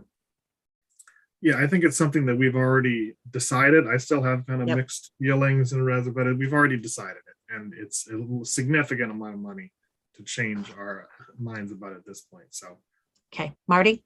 Yeah, I've been there for a while. I'm with Board of Health on this. Okay, so basically, we are good as far as the budget goes for the warrant, except for planning board. And Mr. Purple, would you like us to, knowing planning board's hanging out, we can certainly take a motion to support all the budgets as presented, short of planning, just looking for further clarification, and we'll take a position on that on the 12th, or would you rather us just wait? I mean, I think we've tied up everything else. You want to know what I'd like? I mean, I'd love for you to close this all out tonight because staff has got to put this together. And we've got to prepare this to go into the warrant because it looks different in the warrant than it does as you've been looking at it in detail. So, you know, I understand you've got one thing hanging out but there's really nothing we can do until you're all done. So my only concern with that, Mark, is taking a position tonight, and then on the 12th, if we still have concerns with the answer, then you're going to have to go back and make changes anyway. So you're not going to have a fully formed warrant on the 12th then? Because there's going to, you're not going to be able to see the Okay. budget all sitting in there because I don't want to go through the effort of doing it when we've got the potential of some changes that'll need to be made that can't easily be tweaked because it has to go in as pictures in here rather than as something that can be amended on the fly. Lisa, Go ahead, Chelsea. I even depending on I still want to get an answer on planning board, but if they're not going to reduce their budget, I wouldn't make a motion to reduce their budget. I don't know how the rest of the board feels. So Yep. maybe it's not worth waiting for Okay. $3,600. I'm okay with moving ahead too with it. Okay. And then let the planning board sort it out. You know Okay. what? I'm fine moving ahead too, except that that's my bottom line. I'm fine moving ahead. But, and Mark, I'm not quite sure how we do this. I mean, both the advisory committee and the board and the select board have responsibility to support or not support various boards, committees, departments, et cetera, budgets. And geez, another elected board in town should provide us with the answers and the numbers we need so we're not in this position. I mean, it's very, I find it frustrating. So I'm not sure what can be done except that make it clear next time around to everybody that if we don't get answers to specific questions, that we're not, again, I'm not going to be on the select board, but I certainly would take the position that I'm just not going to support you. If you can't answer questions about your budget to our satisfaction, just basic arithmetic questions where the money is being spent, then we're not going to support it, period. Anyway, that's my tirade. Okay, well, I think in some level of fairness, Chelsea asked the question on the 1700 today, correct, Chelsea? I did. Yeah. Yeah. So that being said, don't disagree. So, I mean, Madam Chair, if you want to, I'm trying to find a middle ground on this because let's just move on, Mark. How's that for middle ground? But so if you want to give a caveat that, if the answer is, okay. All right, never mind. Move on. I think we're ready to move on. So that basically takes care of the budget. So now that takes us down to board positions on annual town meeting warrant articles. Sorry, So- Lisa, can we actually vote the budgets though? The individual budgets? Well, I don't want to vote on Board of Health here. So we vote Okay. on all the others and then. Yeah, we can just vote on all the others.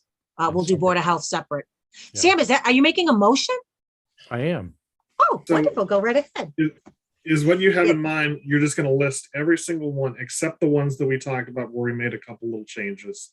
Have As one we kind can do them as amended, Andrew. And basically it's just Okay. MTC. We're flipping to IT and EDC, we're deducting 1,000. Other than that, we're in support on everything else. I so move. Here we go. How easy was that? Is there a Second. second? All right. Roll call, Mr. Stivers, Aye. Mr. Dennington, Aye. Ms. Malinowski, Aye. Mr. Healy, Aye. Ms. Braccio, aye. That brings us to our second motion, Mr. Stivers, on Board of Health. Board of Health, as proposed, move that we support. Is there a second? Thank you. Roll call, Mr. Stivers, Aye. Mr. Dennington, Aye. Ms. Malinowski, Abstain. abstain. Okay, Mr. Healy Aye. and Ms. Braccio, aye. Okay, perfect, Mark. So that Thank you. takes care of Article 10. We have Article 9, adjustments to the water budget. We didn't take a position on that, Mark? Correct? Yes, you're correct. Okay, we discussed it. We just didn't take a position on it. All the numbers, only the capital numbers were in there last time, I think. That's why we didn't take a position. Now all the numbers are in there. Okay. Is everyone good with taking a position on that tonight? Okay. Do we I have a move that we motion? support. Thank you. Second. Thank you. Roll call, Mr. Stivers, Aye. Mr. Dennington, Aye. Ms. Malinowski, Aye. Mr. Healy, Aye. Ms. Braccio, aye. Thank you. That leads us down to the Article 11, fiscal year 23 water enterprise budget. Do we have a motion to support Why Article didn't 11? we support this previously? I'm actually not sure on that, Sam. Did we just include it in the same consideration as 10 and so didn't vote on it? Because I don't see. Maybe. I don't either. I don't know why we didn't. I know we talked about it, but we didn't take a position on it. Well, it's proposed by us, so we probably should support it. Yeah, that's a good idea. Okay. Wait a minute, So hold on. really, let's not. Okay, so, all right. So Mr. Stivers, are you making a motion to support Article 11? So move. Second. Thank you. Mr. Stivers, Aye. Mr. Dennington, Aye. Ms. Malinowski, Aye. Mr. Healy, Aye. Ms. Braccio, aye. Thank you. So the board, obviously the CPC article for administrative, Burnett House and Library, those are standard. I know we didn't have a whole lot of discussion on the tennis courts, but it was discussed. Capital had a general discussion and we shared some information on it. It's pickleball. Yep. Pickleball's the thing, I guess, these days. So we can, I guess we'll just vote them. Mark, is all the updated? I should have looked at this first. Is all the CPC? Yes. It's updated. All the Okay. language is updated in there now. Also, you had skipped over it, Lisa, because you started with the financials, but the SAP change, any changes to personnel board, the bylaws in there. I will say they're minor in nature, but I'm not prepared to go through them all tonight, or any of the minor tweaks. So I just. Do we have I'm a not prepared. summary document on what's changed? You likely saw will one. have that, but I don't have that. I don't have that now. Okay, we haven't gotten it yet though, right? Correct. No. Correct. Okay. Okay, So- I did actually, personnel board minutes. There was one. Yeah. Okay. Summary document. So we can either take a position tonight or just take the position on the 12th. Chelsea, are you comfortable with putting it till the 12th? Yeah, Okay, I'm good with the Yep. 12th, yeah. I'm good with the 12th too. Okay. So, CPA administrative. Do we have a motion to support Article 22? Is it still 22, Mark? I know Yes, that it is. some things Yes. came up. Okay, thank you. Yes. So Article moved. 22, thank you. Is there a second? Second. Thank you, Mr. Stivers, Aye. Mr. Dennington, Aye. Ms. Malinowski. Aye. Mr. Healy, Aye. Ms. Braccio, aye. That leads us to the Burnett House. Do we have a motion to support Article 23? So move. Thank you. Second. Thank you, Mr. Stivers, Aye. Mr. Dennington, Aye. Ms. Malinowski, Aye. Mr. Healy. Aye. I should have just put these all together. Sorry. Article 24. Do we have a motion to support Article 24, library facade bond? So move. Thank you. Mr. Healy, Second. do we have a, thank you. Mr. Stivers, My mind wandered. Mr. Dennington, Aye. Ms. Malinowski, Aye. Mr. Healy, Aye. Ms. Braccio, aye. Next up is the tennis courts project, pickleball and resurfacing. Is the board willing to take a position on this tonight? I am. Yes. Okay, fair enough. Do we have a motion to support Article 25, CPA Fin Tennis Court Project? So move. Thank you. Second. Thank you. Mr. Stivers, Aye. Mr. Dennington, Aye. Ms. Malinowski, Aye. Mr. Healy, Aye. Ms. Braccio. Aye, sorry, I was looking at the screen. Okay, we took care of trails already. That leads us down to, oops, you know what? I skipped over a couple. Noise. I think there's still changes being made. Really? I'm not, Wow. I think they're done. Yeah, I think are they so. done? All right, I'll be honest, I haven't read through the final, so if we could just table that one till the 12th and take a position on the 12th. I'd just like to read through it again. I did receive a phone call on this as well.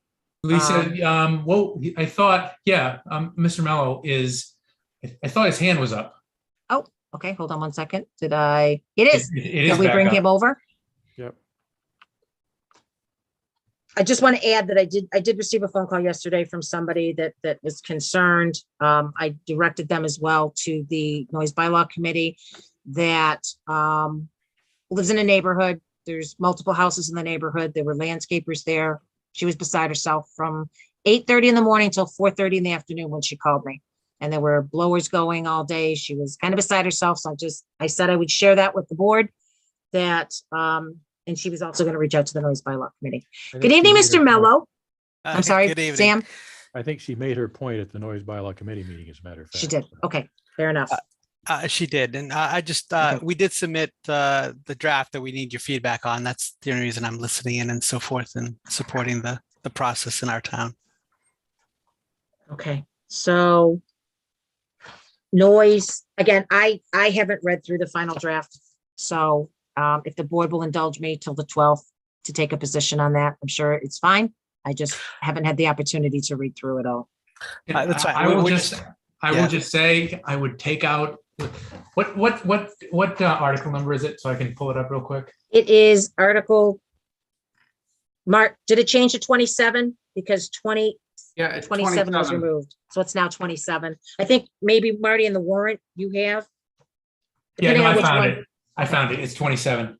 Okay, I'm completely in support of the noise bylaw, sections 1 through 8. I will vote against it if section 9 is in there. That is insanity. It's absolute insanity to be stubborn about including something in the bylaw that doesn't need to be there because it's already state law. And it creates complications. If the state law changes, does that mean that we have a bylaw that's different than the state law? It's just crazy to include that in the bylaw. I don't understand the stubbornness for keeping it in. Well, Marty, thank you for your feedback. It's about educating. We're not changing anything. We're not adding anything. It's just about educating our citizens to help them have a single point of view of where to get information related to noise bylaws. So we understand your feedback. But that's not the reason for a bylaw. It's not. It's just not. And we understand. So that. okay, all right.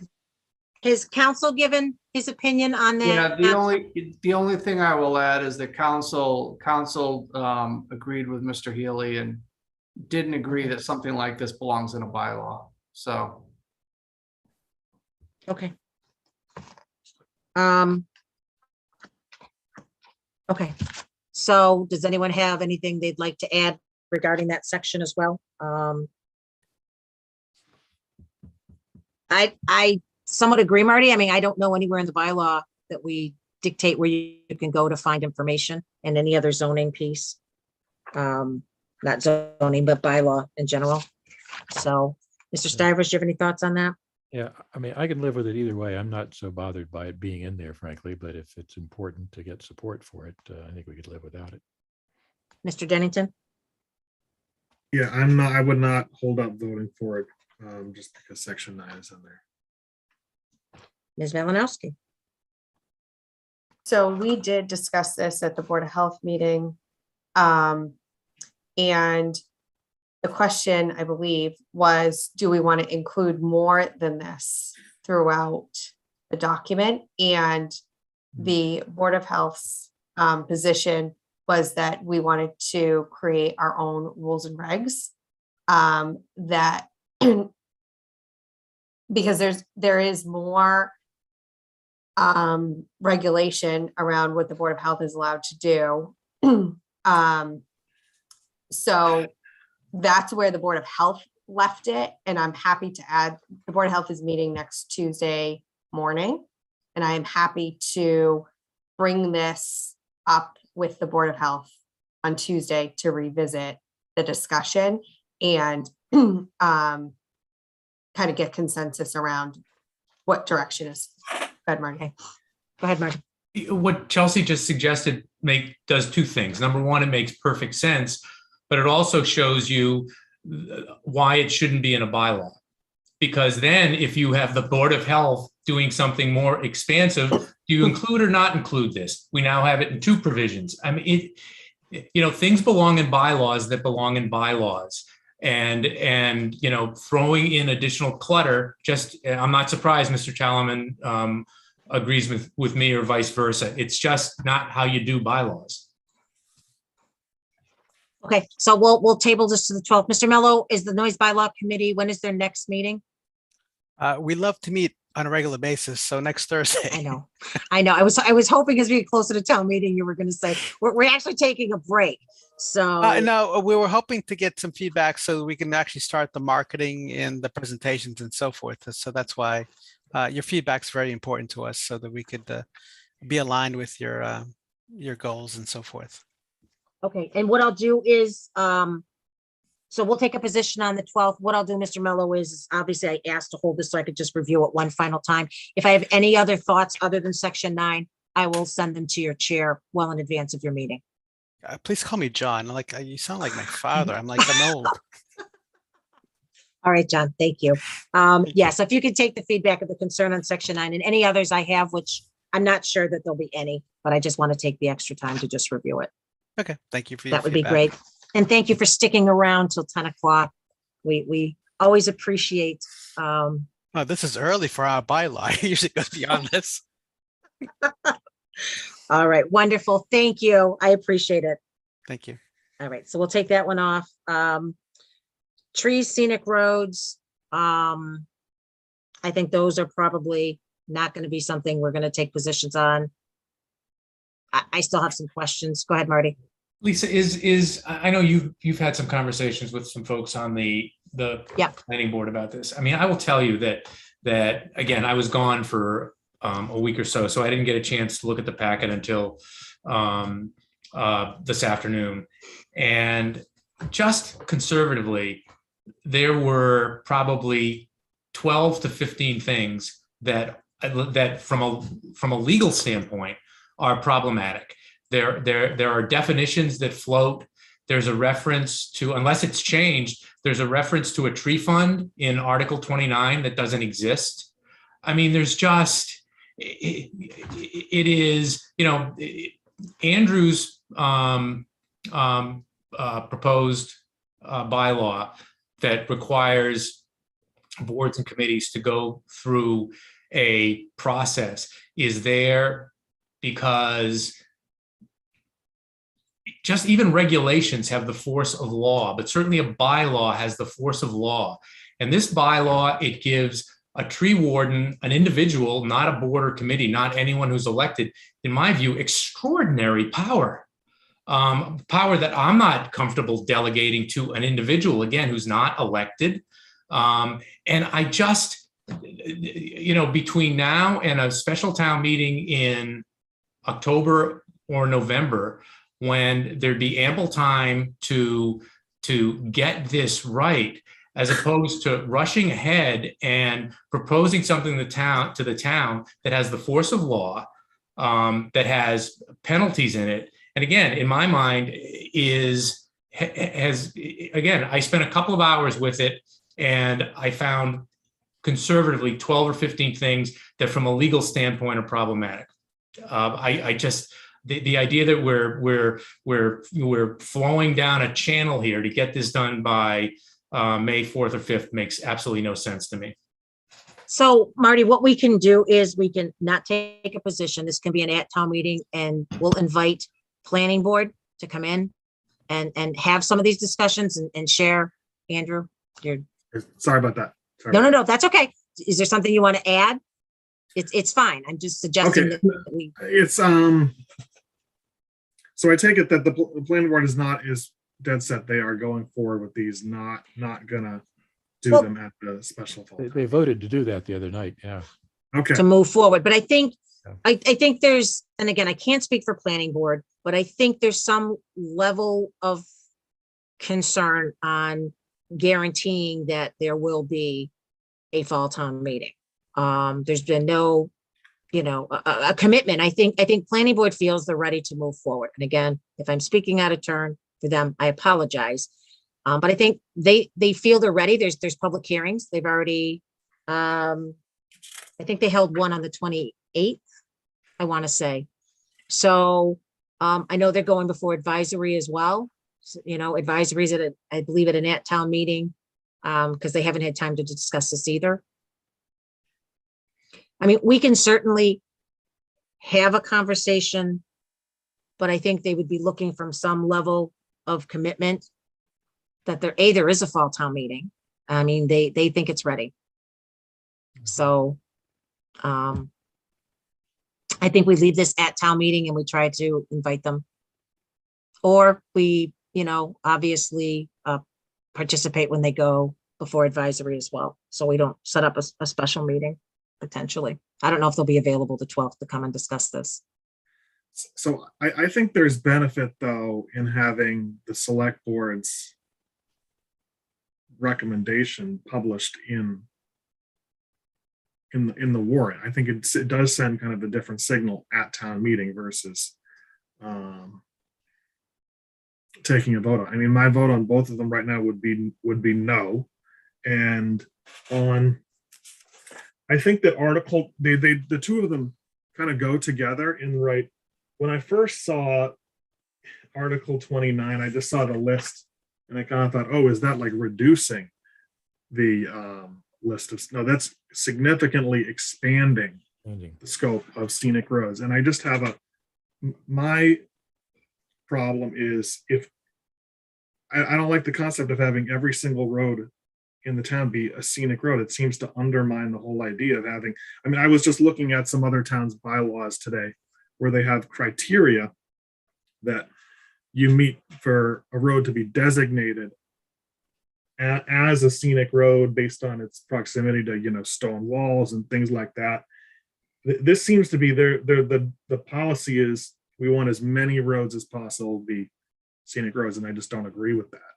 And it seems like, I mean, one thing that's significant here is that if where planning board sponsors a zoning article, if it gets voted down, right, usually there's a 2-year rule, it can't come back, but the planning board can, if they make a recommendation to bring it back, then they can do that. And since they're the ones sponsoring it, even if it actually, if there was a debate at town meeting about it and it failed, they could just tweak it and come back at a fall town meeting.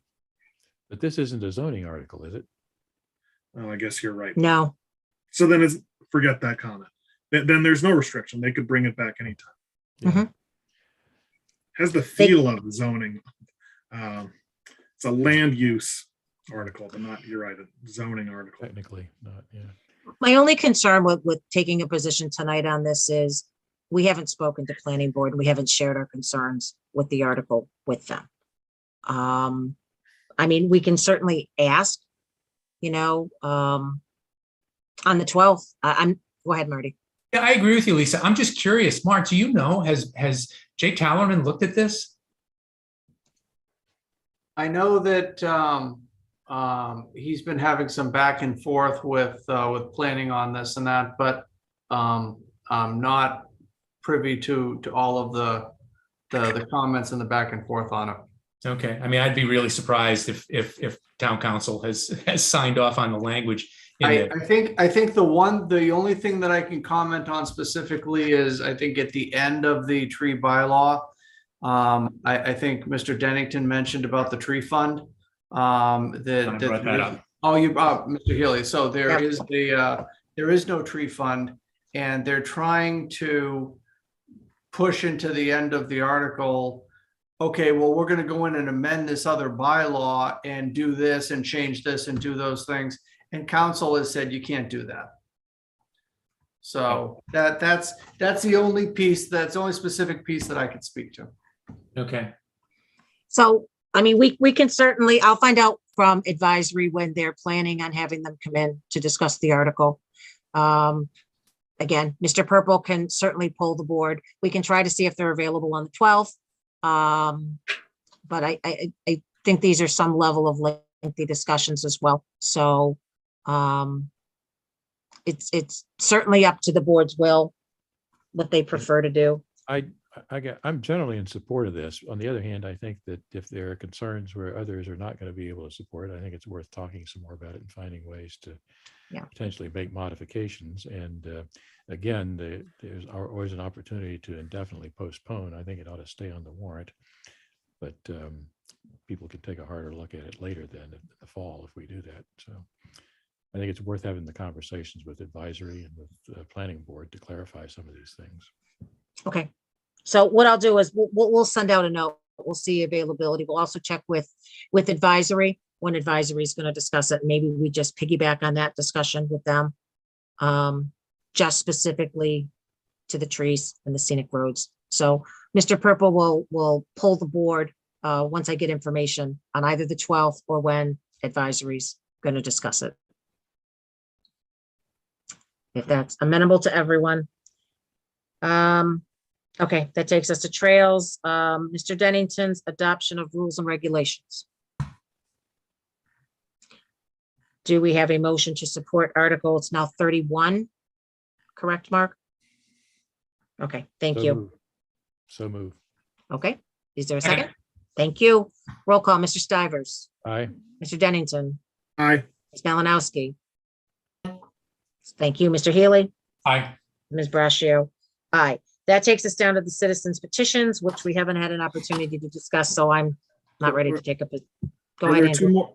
The Capital Improvement Planning Committee. Oh, thank you. I 32, skipped over that 32. one. How bad is that? It's now, yes, 32.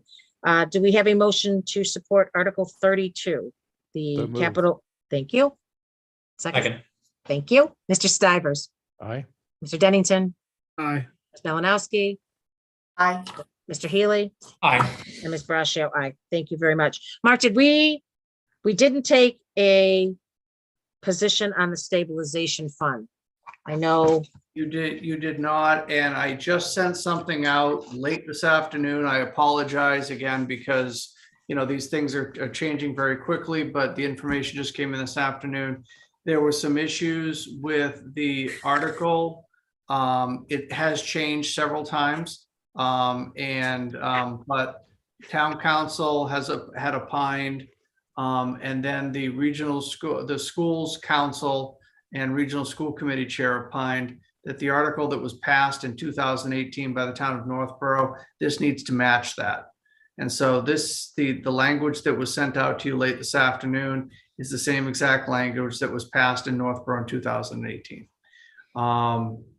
Some of the things that were in the previous version of the article that put up, I guess, what you may call fences on how it can be used and everything in that would be things that would be taken up in policy form by the regional school committee rather than having those in the article. Okay. Anyone have, go ahead, Chelsea. Mark, do you know if they're intending on drafting a financial policy prior to town meeting? I don't know that. That'd be helpful for me. I can ask the question. And we find out before the 12th? And we'll leave this one to the 12th? Sure. Okay, I think it'll be just a quick vote. Okay, so then that leaves citizens petitions. So I don't believe advisories even had, well, they haven't had anybody come in yet. So if the board's ready, we can take positions on these, but I'm certainly not ready to at this point. I'd like to hear people explain. I agree, Sam. Questions. Okay. Is everyone else good with that? So tentatively, those will be an at-town meeting. Okay. Okay. So, Mr. Purple, is that helpful to you? So As far as the are you warrant? actually, is there a vote for at town meeting, or am I listing those at town meeting, or straw Yeah. poll? Straw I'm happy to poll. move Yeah, go ahead, Sam. meeting for the citizen petitions. Yeah. Is there a second? I didn't hear what the motion was, Sam. I move our position is at town meeting for the citizen petitions. I'll second that. Okay. Mr. Stivers, Aye. Mr. Dennington, Aye. Ms. Malinowski, Mr. Healy, Aye. and Ms. Brascio, aye. And if we meet before town meeting, Mark, let me ask you this question. When it goes up on the screen at town meeting, if we take a position prior to town meeting or even before town meeting starts, will our position then show on the screen? It may not be in the warrant, but will be on the screen, correct? Yes, we've changed those on the fly, so we can do Okay. that. Okay, I just want to make sure that whatever we vote, it's viewable to the public. Okay, that takes us through the warrant articles. Just a quick C and D should be relatively quick. The governor has extended the outdoor dining through April of 23. So far, we've had one application looking to do this. Basically, the only question into the board is at this point, is the board willing to entertain? There's no fees or anything set up for this. I personally think with COVID and everything else, to charge a fee to do the outdoor dining is, we waived it. We waived any fees last year. So I guess my question is the board willing to waive an outdoor dining fee, which we don't have set up anyway, for the one application or potentially two? I actually would move that the current policy of the board is that we not charge fees for any dining establishment that wants to establish outdoor dining. I think it's a good thing. I don't think we should discourage it. I agree. I do too, but we So needed to know. that's my motion. Perfect. Second. Thank you. Discussion? Lisa, one question Yes. about the policy here. Is the language about requiring 6-foot separation per Board of Health, is that still in effect for outdoor dining? That's in this policy, in the application. So we might, if it's not, it's still in effect, update the Yeah, policy. take it out. Yeah, and in the policy or in the documents, the point number 5 about the governor's order of 2020 was highlighted. I didn't know whether that's still in effect or not. There's something that changes April 1st relative to the governor's stuff. Yeah, so we had tried to sanitize that. We'll take another run through and make sure that all of those items have been removed. So update the policy as per this conversation and governor's requirements, et cetera. No pun intended, Mark. You're going to sanitize the document. Well, no one else picked up on it, but I appreciate you. It's late. It's late. But to that same point, right, that Roman numeral 6 and 7 about requiring the applicants have a COVID safety protocol plan and affidavit. Do we still need all that? No. Okay. So like I said, we had a COVID checklist on the back and everything that had to be done during this inspection and everything and that. So we've taken that out. So we'll take another run through. I think the important point tonight was whether the board wanted to change on charging a fee or not. So. Nope. Okay. And Mark, can we just make sure that we communicate with the health department for anybody that's doing outdoor dining, just from an occupancy perspective? I just want to make sure that they are aware. Oh, absolutely. No, we'll make sure, even though there's not a COVID piece, we'll make sure they're involved. Okay, thank you. Yep. Okay. No further discussion. Mr. Stivers. You need a motion to. Already Marty moved. made a motion and then you amended the motion. You seconded my motion. You did, and you amended it at the same time. So with the sanitized version. So I think we're good. Okay, aye. Okay, Mr. Dennington. I'm actually a little confused, but beginning of that, I thought that basically Mark was gonna, we're not requiring a fee, and then Mark Mhm. is gonna revise this document. It's gonna be taking a lot of stuff out. Then why don't we just wait until the next meeting to look at the revised version before? Or is it the idea that this? Do it now. I thought we were just going to leave that administrative function to Mark. Yeah. Okay, Yeah. I'm fine with that. Good. So then Yeah. I was not understanding what the current motion on the under consideration is then. Okay. Or So we you just would- moved off of this topic and we're done with it. I will restate my motion. I Okay, vote that we adopt as a policy to support outdoor dining by dining establishments in Southborough, and that the town of Southborough will not be charging a fee for any dining establishment that chooses to do that. And that the policies be updated as we discussed this evening. Sure. Yeah. Okay. As amended, Mr. Stivers. Second, as amended. okay. Discussion. Hopefully none. Okay, Mr. Stivers, Aye. Mr. Dennington, Aye. Ms. Malinowski, Aye. Mr. Healy, Aye. Ms. Brascio, aye. Thank you. Next up, just an update on the tree warden and the tree hearing for Flag and Deerfoot. The DPW and the tree warden have filed an application for the Deerfoot Flag intersection. There's a tentative public hearing scheduled for the removal of the 2 trees on 425 with planning board. That's being posted in the paper now. So that is just an update to the board that's taking place. And then I had submitted to the board a very simple process, just in the interim as we move forward regarding scenic roads and non-scenic roads. And the only real changes we made, I work with Mimi on this, so she's bringing it to planning board. The only real difference from what's required by the law now is Karen has agreed that if there's a hearing under Chapter 87, that they would come to a Board of Selectmen meeting and hold the hearing in the interim. So that's really the only change. This is just to make the process a little quicker. This doesn't deal with drip lines or, a lot of the things that's in the tree policy, but this is not policy, the tree bylaw. But this is just in the interim. Basically, if there's a hearing, it's going to go through on a scenic road, it's going to be a joint hearing. And if it's on a non-scenic road, there's going to be the normal tree warden hearing, but it's going to be done at a Board of Selectmen meeting for additional transparency. Yep. Yeah. My concern is that we do have the hearings, and I think this actually accomplishes that. So. Yep.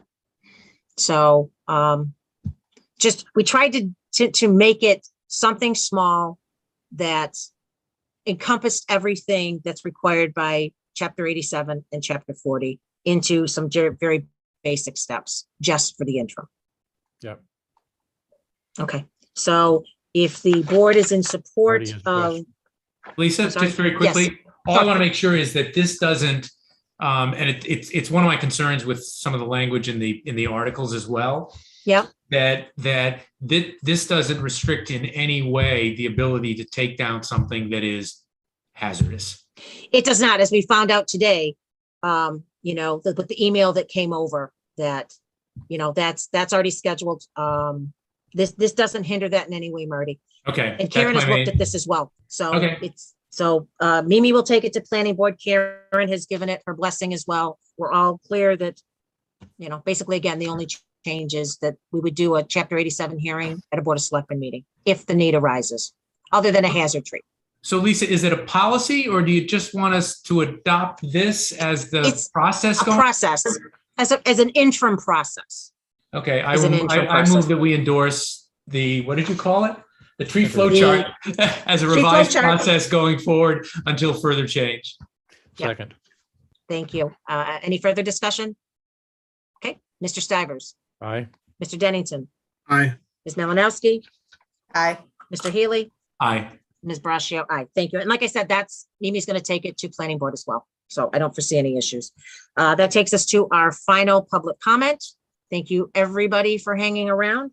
If anybody would like to share, we would welcome. Just please raise your hand. Okay. Mr. Litt, it's always a pleasure to see you. So before we go to adjournment, we are going to actually enter into, do I have a motion to enter into executive session for MGL Chapter 38, Section 21, and not returning to open session to 1, discuss contract negotiations for DPW Superintendent, Exemption 2, 2, to discuss ongoing personnel matter, Exemption 1, and 3, to discuss Park Central litigation, Exemption 3, as the chair has determined that an open meeting may have a detrimental effect on the town's position. So move. Second. Thank you. Roll call. Mr. Stivers. Aye. Mr. Dennington. Aye. Ms. Malinowski. Aye. Mr. Healy. Aye. Ms. Braccio, aye. Thank you. Thank you, everyone, for attending. We will be entering into executive session. If everyone could sign out, except the board, obviously. If all of our attendees